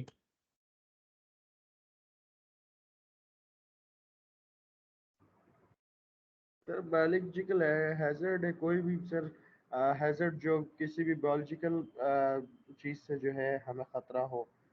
जैसे किसी को फंजाई से होता है, किसी बैक्टीरिया से, और कुछ भी ऐसे किस्म का।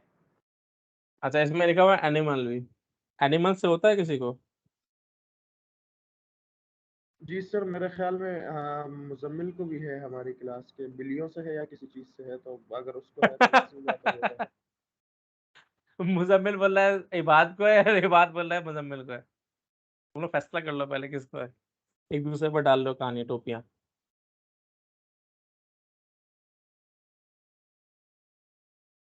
अच्छा जी, तो नहीं सर वो कहानी नहीं डाल रहे हो सर, अभी रिसेंटली मैंने इसकी स्नैप देखी थी तो मुझे इस वजह से लगा था। वो बोल रहा है तुम्हें है बिल्लियों से। पता नहीं सर, फिर मुझे गलत फहमी हुई होगी। असल में वो एक दिन बिल्ली के साथ स्नैप थी, अगले दिन हॉस्पिटल में थी, तो मैं समझा शायद वो। मुजम्मिल ये क्या वाकया है? नहीं सर वो बिल्लियों से नहीं है, वो कोई और वजह थी। तो मुझे तो अच्छी लगती हैं बिल्लियाँ। अच्छा, बिल्लियाँ अच्छी लगती हैं, ठीक है। वैसे बिल्लियाँ हमारे पास होती हैं घरों में, काफ़ी लोगों में, लेकिन देखें ये हैज़र्ड कभी-कभी अगर शायद आप किसी को इत्तेफ़ाक हुआ हो नहीं हो, या लोग कंसर्न नहीं कर रहे होते इतना, अक्सर, लेकिन ये कभी-कभी ये प्रॉब्लम आता है बिल्लियों से या कैट, मतलब डॉग तो ये होता है कि हमारे यहाँ माशरे में तो वो घर के मतलब इस तरह से होता है कि वो इतना इन नहीं होता। ये बिल्लियाँ होती हैं जो कि कैट्स को हम रखते हैं अंदर घरों में आम उसमें। तो अक्सर ये कभी-कभी प्रॉब्लम आती है, बच्चे जहाँ जिस घर में छोटे हों और जिनकी हम केयर नहीं कर रहे होते, क्योंकि इनके स्किन पे जो है वो फर होता है। फर जो है वो बच्चों के लिए कभी-कभी खतरनाक है। फिर उसमें दूसरी बात है कि हमारे पास एक सबसे बड़ा इश्यू ये होता है कि जो हम चीज़ों को पता है या आइडिया आपको हो या ना हो, कि हमारे घरों में कालीन बिछे होते हैं। कालीन, या अब तो ख़ैर ये यहाँ पे इतना मॉडर्न इस दौर में तो खैर ये आजकल के तो हम लोग जो फ्लोरिंग पे जो कारपेटिंग होती है, सॉरी, ये पहले बहुत ज़रूरी होती थी। हर घर में जो है वो पूरे हर कमरे में कारपेट होते थे। नहीं, carpet is a main dust factor ना, इससे काफ़ी लोगों को एलर्जी होती है, क्योंकि आपको पता नहीं कि उस पे एक एक तरह से उसकी एक हाइट पे एक बन जाती है डस्ट की लेयर, क्योंकि वो प्रॉपर साफ नहीं हो रहा होता है। कर रहे होते हैं हम, लेकिन हमारे यहाँ मासियाँ या मेड्स होती हैं वो कर रही होती हैं, लेकिन वो प्रॉपर तरीके से फिर भी नहीं हो रहे होते, क्योंकि उनको टाइम हो जाता है, सालों से पीछे होते हैं।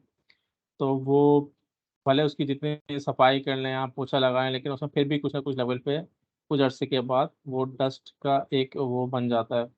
तो वो जो जो उस पे जो आप, अगर आप सो रहे हैं या आप बैठे हैं खाना खा रहे हैं, या फिर आप उसमें आपके घर में कोई पेट भी है, तो उसमें वो चीज़ें सारी जो है वो जमा हो रही होती हैं। वो पूरा एक एक माहौल क्रिएट हो रहा होता है हैज़र्ड का। तो उससे फिर बहुत ज़्यादा बच्चों को डिस्टर्बेंस होती है। अब तो खैर हमारे यहाँ जो जो नए मॉडर्न जो रोज़मर्रा जो हम यूज़ कर रहे हैं घर, उसमें इतना अब कालीन का फैक्टर, इसलिए अक्सर हम देखो कि डस्ट एलर्जी है, ये कारपेट से जो है ना अब लोग अवॉइड करते हैं, या वो पूरे कारपेट जैसे हम पहले करते थे, हर घर में हर कमरे में होता था, अब वो ये प्रैक्टिस कम हो गई है। ये आप लोगों के पास भी ऐसे ही है, या जैसे हमारे पास ही है? जैसे हमारे घर में भी मेरी दादी अम्मा को अस्थमा होता था, तो डॉक्टर ने बिल्लियाँ रखने से भी मना किया था और कारपेटिंग से भी मना किया था। किया था, ये देखिए ये बात इन्होंने सेकंड किया। बिल्कुल, और लोगों को भी या तो आइडिया नहीं होता, लड़कों को या खैर आइडिया तो होना चाहिए, इतना कोई हर कोई रह ही रहा है दुनिया में। तो ये चीज़ें काफ़ी मैटर सर करती हैं। फंसी और क्यों हुई है आजकल सर? फंसी को तो पता नहीं किस किस चीज़ से होगी ना, फंसी को किस चीज़ से? सर इसको भी मेरा ख्याल जानवरों से किसी से, तोतों वगैरह से, या पता नहीं किस चीज से सर। ये खुद इंसान है क्या? ये फंसी तो मुझे लगता ही है क्या फंसी? फंसी सर बुला रहे हैं, फंसी। फंसी, एक तो इसकी मैं तस्वीरों से परेशान हूँ, पता नहीं कौन कौन सी तस्वीर लगाता रहता है ये हीरो हमारा। मुजम्मिल का है? सर मुजम्मिल यस बिल्ली सर, मैं पकड़ने यही। गया होगा सर। इसका मसला है ना कोई फंसी का, मैं देखता हूँ इसको, फेसबुक पे भी आ रहे होते हैं, मुझे लगता है इसको अनफॉलो करना पड़ेगा। सर फंसी आपके पास ऐड है फेसबुक पे? क्या सर वो गलती से कर मॉडलिंग कर दिया रहा है मुझे। फंसी सर, इस वजह से। सर मॉडलिंग कर इतनी रहा है, मेरे ख्याल में खतरनाक अभी तस्वीरें कोई। डाल रहा है, इतनी कोई खतरनाक तस्वीरें, जी बंदा सर, वो कोई उस ब्लैक दिन एंड भी कह रहा था, कहता पीजी में तो जॉब मिल नहीं रही, तो कहता मॉडलिंग की तरफ जाना है। उफ, वैसे यार अच्छी फील्ड है, सही है सही है, कीप इट अप। फंसी है कहाँ? मुझे पहले बोल रहा था कि जो मैं तो ऑनलाइन होता हूँ, अब देखो गायब है, सो रहा होगा। सर उसने ये बोला था ऑनलाइन होता हूँ, ये सर थोड़ी बोला था ऑनलाइन हूँ कि मैं मैं। ऑफ बैठा हूँ। सर ऑनलाइन हूँ अभी भी। फंसी मॉडलिंग क्या कर रहे हो? सर सोच रहा हूँ करने के लिए, पीजी में तो जॉब मिल नहीं रही। पीजी में पहले पढ़ते सर लो तुम सैयद लोग। मुईज अली 43 भी मॉडलिंग कर रहा है सर, उसने तो एक दो शूट हो भी गया आई हाँ थिंक। 43 तो उसने कर भी लिए। मुइस 40 43 कौन है 43?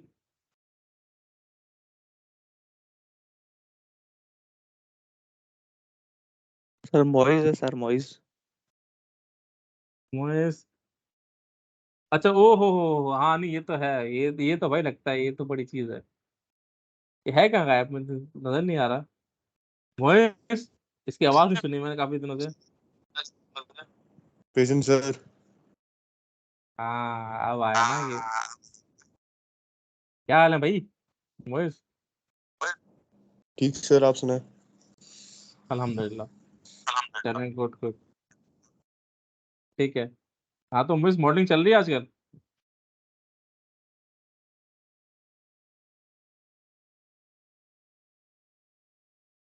सर मुइस के घर वालों ने इजाजत नहीं दी, इसलिए वो छोड़ दी उन्होंने। अच्छा, तबाही हो जाती है, तबाही तबाही मोएस। सर पहले कैरियर उसके बाद सब कुछ। चलो ये भी अच्छा है, सही है, ठीक है, चले जी, अच्छी बात है। तो हैजर्ड्स की जो टाइप्स हैं उनमें chemical hazards, physical hazards and biological hazards का मैंने आपको कुछ एग्जांपल्स दी। फिर आते हैं ergonomic hazard, hazard caused due to the improper body posture during work. अच्छा जी हाँ, ये बहुत ज़्यादा इम्पोर्टेंट है। जी ये इम्पोर्टेंट इस सेंस में है कि अक्सर जो लोग हैं, हम लोग या कोई भी यंग एज में तो खैर इतना चीज़ें नहीं हमें मैटर करती ये चीज़ें, लेकिन जैसे जैसे एज आपकी बढ़ती जाती है या जो लोग 40 प्लस क्रॉस कर चुके हैं या 50 प्लस क्रॉस कर चुके हैं, तो अगर आप लेकिन ये कुछ केसेस में जो है वो यंग्स को भी प्रॉब्लम होती है। अक्सर आपने देखा होगा कि it causes disorder of muscle, bones, blood vessels, nerves and other soft tissues. अक्सर आपने देखा होगा बचपन में कहते हैं भाई झुक के नहीं पढ़ो, झुक के नहीं पढ़ो, स्ट्रेट होके बैठो, स्ट्रेट होके बैठो। अक्सर लिखते हुए बच्चे जो है वो कमर झुका के बिल्कुल अ, कुछ तो टेबल्स यूज़ करते हैं, प्रॉपर टेबल और चेयर्स यूज़ करते हैं। कुछ लोग जो है वो बच्चे ज़मीन पे बैठ के काम करते हैं या पढ़ते हैं या वो स्टडी कर रहे होते हैं। काफ़ी लोगों को आदत होती है, काफ़ी लोगों को नहीं होती, काफ़ी लोग सोफ़ास पे बैठे होते हैं। अक्सर आपने देखा होगा कि आपके बड़े-बूढ़े या पेरेंट्स आपको कहेंगे कि यार देखो सीधे बैठ के लिखो, राइट करो। ये होती है प्रॉब्लम, नहीं होती? ये सुनी है या नहीं सुनी है आपने? किसके घर वालों ने कहा है कि इसको सीधे बैठ के पढ़ो, स्ट्रेट बैठ के या लेट प्रॉपर सिटिंग के साथ? किसी घर वालों ने नहीं कहा, यानी कि सब सही, सब सही यानी कि पढ़ते हैं, चलो अच्छी बात है। तो बेसिकली ये होता है कि एर्गोनॉमिक हैज़ार्ड वो है कि अगर आपके पास जब अगर आप उसको इम्प्रॉपर बॉडी पोस्चर में काम करेंगे कोई भी लॉन्ग टर्म में, यानी कि आप घंटों बैठे हैं एक ही पोस्चर में, आप उठ नहीं रहे, आप हिल नहीं रहे, या जिन लोगों का काम होता है उनकी ड्यूटी है 8 घंटे 8 आवर्स की जो काम कर रहे हैं वो एक जगह बैठ के कर रहे हैं, उनका ज़रूरी है, ब्रेक नहीं ले रहे प्रॉपर। हर हर थोड़ी देर बाद, 1 घंटे बाद या 2 घंटे बाद आपको उठना चाहिए अपनी सीट से, और अपने आप के पोस्चर को बेहतर बनाने के लिए अब सीटिंग्स अरेंजमेंट भी आ गए हैं कि चेयर्स ऐसी आती हैं कि अब वो अक्सर आपने कहा होगा ड्राइविंग करते हुए जिनका काम है वो उनको प्रॉब्लम हो जाती है बैक की। इस तरीके से कुछ लोग हैं जो जो सारा वक्त कंप्यूटर पे बैठ के काम कर रहे होते हैं, उनको अक्सर प्रॉब्लम्स होते हैं, बैक के होना शुरू हो जाते हैं, या फिर वो और इस चीज़ को फेस कर रहे होते हैं। तो वो पोस्चर की वजह से काफ़ी फ़र्क पड़ता है। तो आपका पोस्चर अगर सही नहीं है, ठीक है, आप कंफर्टेबल नहीं है, तो आपके मसल्स में पेन होना शुरू हो जाएगा, या बैक में, या फिर आपके ये जो अ, स्पाइनल कॉर्ड जो बेसिकली कहलाती है, स्पाइनल कॉर्ड में अक्सर आपके मोरे हिल जाते हैं, कभी कुछ एक्सीडेंट में कहीं आप बैठ गए ऐसे गलत तरीके से। तो ये बेसिकली आपको लॉन्ग टर्म में जो है काफ़ी पेन, फिर जो है वो नर्व्स अगर आपकी डैमेज होती हैं या वो दब जाती हैं तो उसकी वजह से फिर काफ़ी अक्सर आप कभी-कभी रात में गलत पोस्चर में सो जाते हैं। स्लीपिंग में भी आपको ध्यान करना है, अनकंफर्टेबल चीज़ पे आप सो गए या फिर किसी आपको आदत नहीं है, आपकी जगह चेंज होती है, कहीं और गए हैं, तो अगर आप कंफर्टेबल महसूस नहीं कर रहे और आप सो जाएँ तो आपको पूरा दिन फिर वो प्रॉब्लम रहती है। तो आपका पोस्चर होना जो है वो बहुत ज़रूरी है, सही होना ज़रूरी है, कोई भी काम करते वक़्त या फिर कोई भी जो आप डेली प्रैक्टिस कर रहे हैं।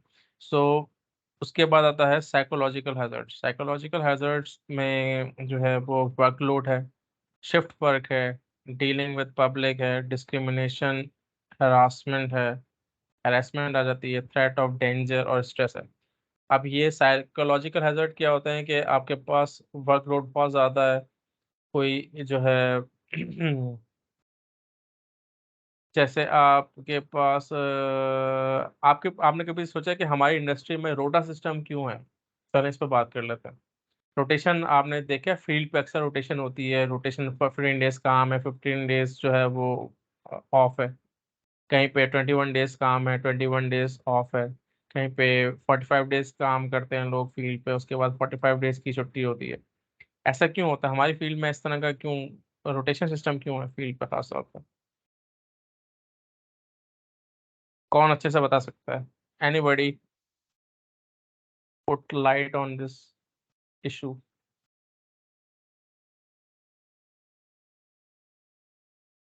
हेलो सर वर्कलोड मिनिमाइज करने के लिए वर्कलोड मिनिमाइज करने के लिए एक फैक्टर हो सकता है, और कोई इससे अच्छा कोई जवाब दे। भाई आपने सोचा होगा ना कि आप हमारी इंडस्ट्री में वर्कलोड को 50 इस तरह का रोटेशन सिस्टम क्यों है? सर क्वेश्चन रिपीट करें प्लीज। बेटा मैं कह रहा हूँ कि ऑयल इंडस्ट्री में रोटेशन सिस्टम क्यों होता है? रोटा रोटा जो हम कहते हैं, रोटेशन फील्ड पे जो खासतौर पे जो लोग काम करते हैं उनका सर रोटेशन क्यों होता है? मेनली सर एक तो ये है कि बाकी इंडस्ट्रीज की तरह हमारा जो है कुछ 9 to 10 आवर्स या 14 to 15 आवर्स का जो है प्रोडक्शन या कुछ नहीं होती, 24 आवर्स ऑपरेशन होता है। दूसरा सर मोस्टली फील्ड्स जो है रूरल एरियाज में होती हैं और जो कि ऑफ लोकेशंस होती है, ऑफ फील्ड लोकेशन होती है, मतलब शहर वगैरह के नज़दीक नहीं होती। तो जो स्टाफ होता है वो मोस्टली किसी और जगह का होता है। तो अगर 9 to 5 टाइम रखें या 9 to 8 रखें, जो भी टाइम रखें उस हिसाब से उनके लिए घर आना जाना पॉसिबल नहीं होता। तो उसको ओवरकम करने के लिए और जो स्ट्रेस जो काम में मिला हुआ होता है उसको जो है ले ऑफ करने के लिए, थोड़ा चिल होने के लिए फिर रोटा सिस्टम बनाया जाता है। क्योंकि अगर बेसिक वो देखी जाए एक जो होती है ह्यूमन राइट्स की भी सर ये है कि आप जो है कुछ लिमिट से ज़्यादा वर्क नहीं दे सकते। तो फिर उसको सर इस तरह से जो है किया जाता है, पूरा किया जाता है कि अगर आप 21 दिन फील्ड पे हो, काम कर रहे हो, तो 21 दिन फिर आपको ऑफ दिया जाता है। बात कुछ हद तक सही है। कोई और बताए, इसका वैलिड पॉइंट ये नहीं है।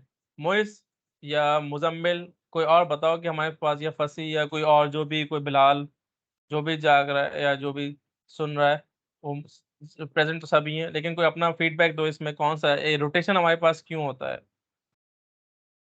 ये जवाब एक हद तक सही है लेकिन एक हद तक सही नहीं है, इसका मेन रीजन एक और है। बताओ। गैसेस जो होती हैं वो हमारे हेल्थ के लिए सही नहीं होती है, इसलिए होती हैं। तो वहाँ पे दीपक साहब आए, दीपक साहब। हाँ, ये एक अच्छा फैक्टर बताया आपने। देखो बेसिकली होता है क्या है कि हमारे पास जो एनवायरनमेंट है ऑयल एंड गैस इंडस्ट्री का, वो हैजर्ड है। बेसिकली हमने उस एनवायरनमेंट से चेंज करना है। तो ये एक लॉ है हमारे पास वर्ल्ड वाइड कि आप एक खास मुद्दत तक या एक खास टाइम तक आप फील्ड पे रहें।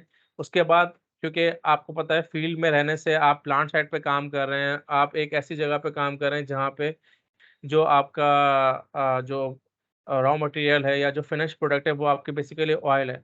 तो उस चीज़ में अगर आप जैसे रिफाइनरी आपके पास, आपको पता है कि ऑफशोर में एक ही प्लेटफॉर्म पे हर चीज़ हो रही होती है। वहाँ पे ड्रिलिंग भी चल रही है, प्रोडक्शन भी आ रही है और आपके पास रिफाइनरी भी हो कुछ चीज़ों की जो है वो रिफाइनरी कम से कम रिफाइनरी नहीं है तो कम से कम अर्ली प्रोडक्शन फैसिलिटी तो ज़रूर इंस्टॉल होती है। अर्ली प्रोडक्शन फैसिलिटी आपको सबको पता है कि जो प्लांट आपने देखा होगा, आप किसी भी फील्ड पे जाते हैं, तो जो प्लांट में जहाँ पे H2S और कार्बन डाइऑक्साइड रिमूव हो रहा होता है, ये आप कॉमन प्रैक्टिस है, आपने हर फील्ड पे देखा है तकरीबन जहाँ पे भी आप गए हैं। तो वो बेसिकली एनवायरनमेंट क्या है, उस एरिया में सराउंडिंग में अगर आप ज़्यादा अरसे रहेंगे, महीना, डेढ़ महीना या 2 महीने या 3 महीने, तो वो आपको क्या करेगा, इफ़ेक्ट करेगा आपकी हेल्थ पे। तो उस लिए लॉ बनाए गए हैं कि अब ये रोटेशन जो है ना वो और आपको पता है बेहतर होती जा रही है। वरना पहले क्या होता था कि कहीं-कहीं पे पहले ज़माने में आज से 5-10 साल पहले रोटेशन आपका ओजीडीसीएल का 60-60 का था या फिर 45-45 डेज़ का था। 45 डेज़ आम, यानी कि जो बंदा फील्ड पे जाएगा 45 डेज़ फील्ड पे रहेगा, फिर उसके बाद 45 डेज़ वो वर्क यानी कि घर पे रहेगा। तो फिर ये चीज़ें जो हैं वो कम होते उन्होंने और मॉडिफ़ाई किए। तो अब जो रोटेशन आजकल जो है प्राइवेट कंपनीज़ में ख़ास तौर पे कहीं-कहीं पे जो है, ओजीटीसीएल में तो ख़ैर 21 डेज़ का रोटेशन है। पीपीएल में भी यही फॉलो होता है। अक्सर कुछ कंपनी में जो इंटरनेशनल मल्टीनेशनल कंपनीज़ हैं, जो बाहर की हैं, वो बेसिकली 14-14 डेज़ भी करते हैं। 14 डेज़ फिर 28 का भी मैंने सुना था, ओजीटीसीएल में पहले था, अब ये इन्होंने 21 पे ले आए हैं। तो 21-21 में अच्छा है, 3 हफ्ते में 3 वर्क्स आपके पास, 3 वीक्स जो हैं वो आपका छुट्टियाँ हैं, 3 वीक्स आपको काम करना है। इस तरीके से कहीं पे 14-14 डेज़ पे 2 वीक्स का रोटेशन है। तो ये मैटर करता है, बेसिकली उस एनवायरनमेंट से आपको निकालना है कि वहाँ पे जो गैसेज़ हैं, जो काम हो रहा है, क्योंकि वो एक तो मतलब कुछ हद तक सही कि वो जो फील्ड है हमारी वो रूरल एरियाज में होती है, ये बात भी ठीक है। वो ऐसे एरियाज में जहाँ पर करीब में कोई ज़्यादा जो है वो नहीं है एक्टिविटीज़ वगैरह, लेकिन उसके लिहाज से भी एक तो सोशल फैक्टर भी है, दूसरा ये फैक्टर भी है कि हेल्थ इश्यूज को से बचने के लिए ये मेन फैक्टर, ज़्यादा मेन फैक्टर ये है कि आप उस माहौल से निकालना है। ये ख़ास तौर पे फील्ड में जो ऑन शोर है तो उसमें तो फिर भी चलें आप एक एक्टिविटी कर सकते हैं। ऑफ शोर में और ज़्यादा जो है वो ज़्यादा जो है ना वो लिमिटेड होते हैं चीज़, या वो स्पेस ही नहीं होता, वो हाईली ट्रेंड प्रोफेशनल्स वहाँ पे चाहिए होते हैं।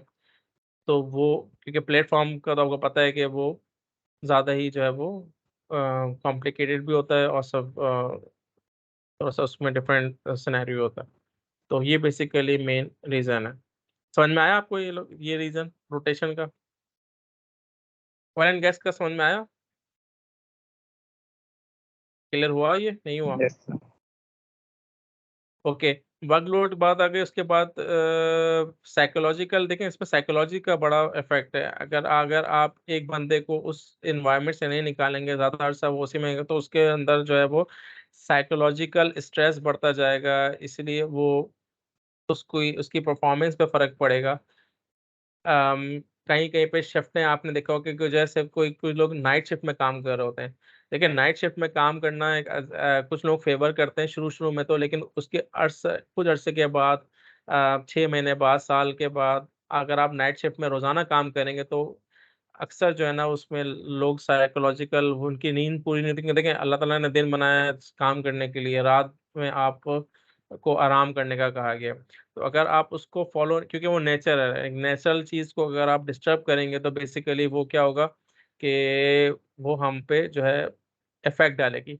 अब इसकी ये बात नहीं कि हम रातों में हम जाग के आप बोलेंगे यार कि यार हम तो आजकल तो हमारा ये रूटीन हो गया कि हम रात में लेट सोते हैं और फिर सुबह जल्दी इस तरीके से, लेकिन हमें अभी तो नहीं पता चलता क्योंकि हम यंग हैं, लेकिन इसका इफ़ेक्ट बाद में जाके बहुत ज़्यादा होता है एज के साथ। अगर आप उसको चीज़ को फ़ॉलो नहीं करेंगे, रूटीन नहीं बनाएँगे, अगर आप रूटीन पे नहीं रहते हैं कि आप 2-3 दिन मतलब जाग रहे हैं और सुबह आप 6 बजे या 7 बजे उठ के अपने काम पे जा रहे हैं या यूनिवर्सिटी आते हैं या रोज़ाना मतलब ये चीज़ें शुरू में इफ़ेक्ट आपको नहीं कर रही होती हैं इतना एक एट यंग एज, कुछ लोगों को कर रही होती हैं अगर वो सेंसिटिव होते हैं या वो प्रॉपर उनको मतलब लेकिन ज़्यादातर को नहीं कर रही होती एट दिस स्टेज, लेकिन कुछ लोगों को करती हैं। लेकिन ये एज फैक्टर भी है कि कुछ अरसे बाद अगर आप यही आपका रूटीन रहेगा तो बेसिकली फिर आप जो अगर आपकी नींद पूरी नहीं होगी प्रॉपर तो वो फिर आपका वर्क पे भी इफ़ेक्ट पड़ेगा, आपकी पढ़ाई पे भी पड़ेगा और आपके काम पे भी पड़ेगा। इससे बंदा जो है वो स्ट्रेस जो है वो बहुत ज़्यादा लेना शुरू कर देता है। अच्छा जी, उसके बाद टाइम क्या हो रहा है? सर टाइम हो गया, 20 हो रहा है। 10:20 हो रहा है, ठीक है। आगे चलें या कंटिन्यू करें या फिर आज खत्म करें? आपको ब्रेक तो दी नहीं मैंने। और सर आपने बीच में ब्रेक भी नहीं दिया है आपने। चलें ठीक है, सही है। तो अटेंडेंस हम देख लें वो जो कह रहे थे बच्चे कि कौन-कौन आया नहीं आया? हाँ सर ये कर लें आप।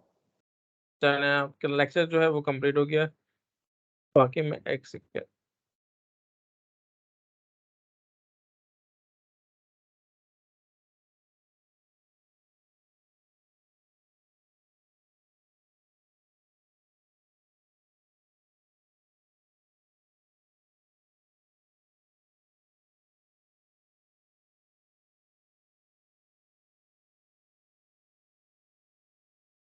की रिकॉर्डिंग को बंद कर देता हूँ मैं, स्टॉप कर देता हूँ, ठीक है। अच्छा मेरे पास इस वक़्त स्ट्रेंथ जो आ रही है पार्टिसिपेंट्स की मैं आपको बता दूँ फिर मैं उसके अटेंडेंस में फिर देख लूँगा कौन-कौन है। 32 अटेंडीज़ हैं, ठीक है? इसमें 31 जो है अच्छा अब मैं आपको बता दूँ कौन-कौन है इस वक़्त जो मेरे पास शो हो रहा है। 01, 02, 03, 14, 15, 17, 19, 22, 23, 24 प्रेज़ेंट हैं, 25, 26 के बाद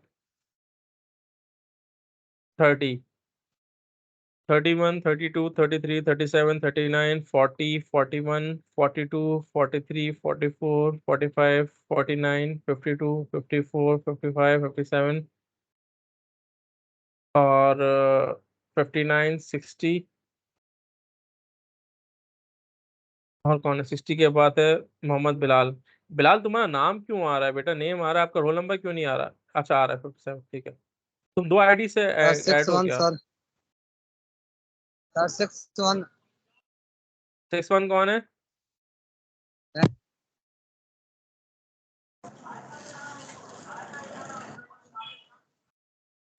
सर बेटा 54 भी है। सर 54, हाँ। अरे आप भी हैं सर तो रहे थे 20 तुम भी अकेले है थे? तुम कहाँ थे भाई 54? सर 34 34 भी है, हाँ ठीक है। मैंने नाम लिया है ना आप लोग का, नंबर आपको कॉल किया है आई थिंक, कोई नंबर 61 ने मुझे अच्छा याद दिलाया। 61 61 सर भी था सर, उसकी अभी लाइट चली गई है सर, किसकी बेटा? तकरीबन 10 से 15 मिनट हुए हैं। सर 53 शायद सर, वो आपके पास एक्सेल में शो हो जाएगा 53। 53, अच्छा 61 मुझसे बात करो। 61 बेटा, 61 61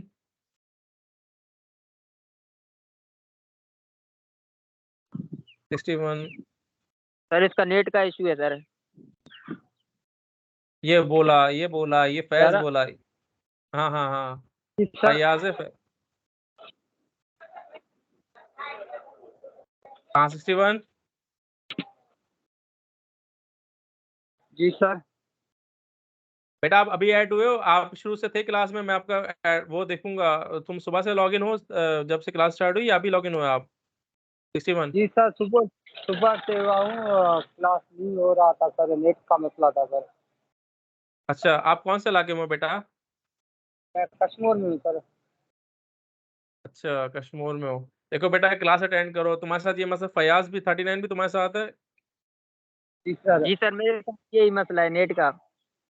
हाँ बेटा, इस चीज़ को वो करो, इस मसले को, प्रॉब्लम मुझे फिर टैकल करो कि क्लासेस अटेंड करो। शाबाश, ठीक है। कोशिश शायद करेंगे आप सर कल नहीं, इंशाल्लाह। हाँ कल शायद तुम नहीं थे 39, मैंने तुम्हारी एब्सेंट लगाई है, मेरे पास नहीं रिकॉर्ड आ रहा था, इसलिए मैं तुम्हें पहले बताया है कि क्लासेस अटेंड करो बेटा। इस दफ़ा क्लासेस आपने अटेंड करनी है तो अटेंडेंस मिलेगी, वरना फिर इशू होगा, ठीक है। सही है सर, कोशिश करेंगे करके कल। कहीं करो, हाँ। नहीं हो पाया सर, आज मैंने कोशिश किया सर।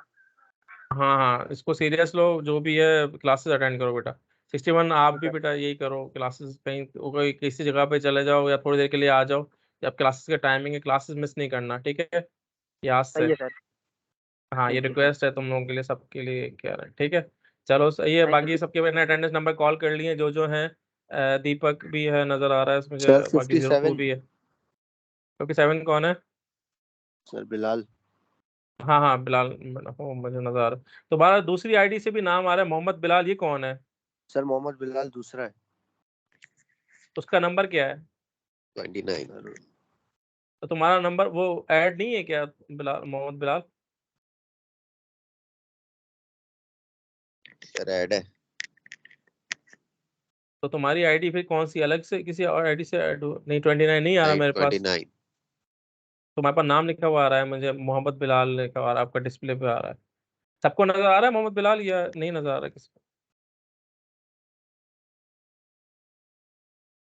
यस सर आ रहा है नजर मोहम्मद बिलाल। हाँ ये तो तुम्हारा सर नंबर, आ रहा है, इसका नाम लिखा हुआ है। इसका नाम लिखा हुआ आ रहा है ना, इसका नंबर क्यों नहीं आ रहा है? ये फिर मिस ना हो जाए मोहम्मद बिलाल, मैं समझा ये बिलाल वाला है 57। चलो ठीक है, मैं इसको देख लेता हूँ। 29 है बेटा आपका नंबर, आप उसको अटेंडेंस मार्क करो यहाँ पे चैट में, मुझे नंबर लिख दो अपना याद से। ओके सर मैं लिख देता हूँ। हाँ जल्दी से और मुझे मैसेज भी करो, असल में व्हाट्सएप पे मुझे मैसेज कर देना, ठीक है, कि सर मेरा नंबर, वो नंबर, मैं प्रेजेंट हूँ। आप सुबह से चलो थे ना ठीक है। क्लास में? Yes sir. ठीक है, बस सही। चलें जी, ठीक है बेटा, अटेंडेंस मैंने मार्क कर दूंगा सबकी, तकरीबन सभी हैं, ठीक है जी। ओके, अल्लाह हाफिज़, टेक केयर, कल मिलते हैं, बाय। हाफिज़ सर। अल्लाह हाफिज़।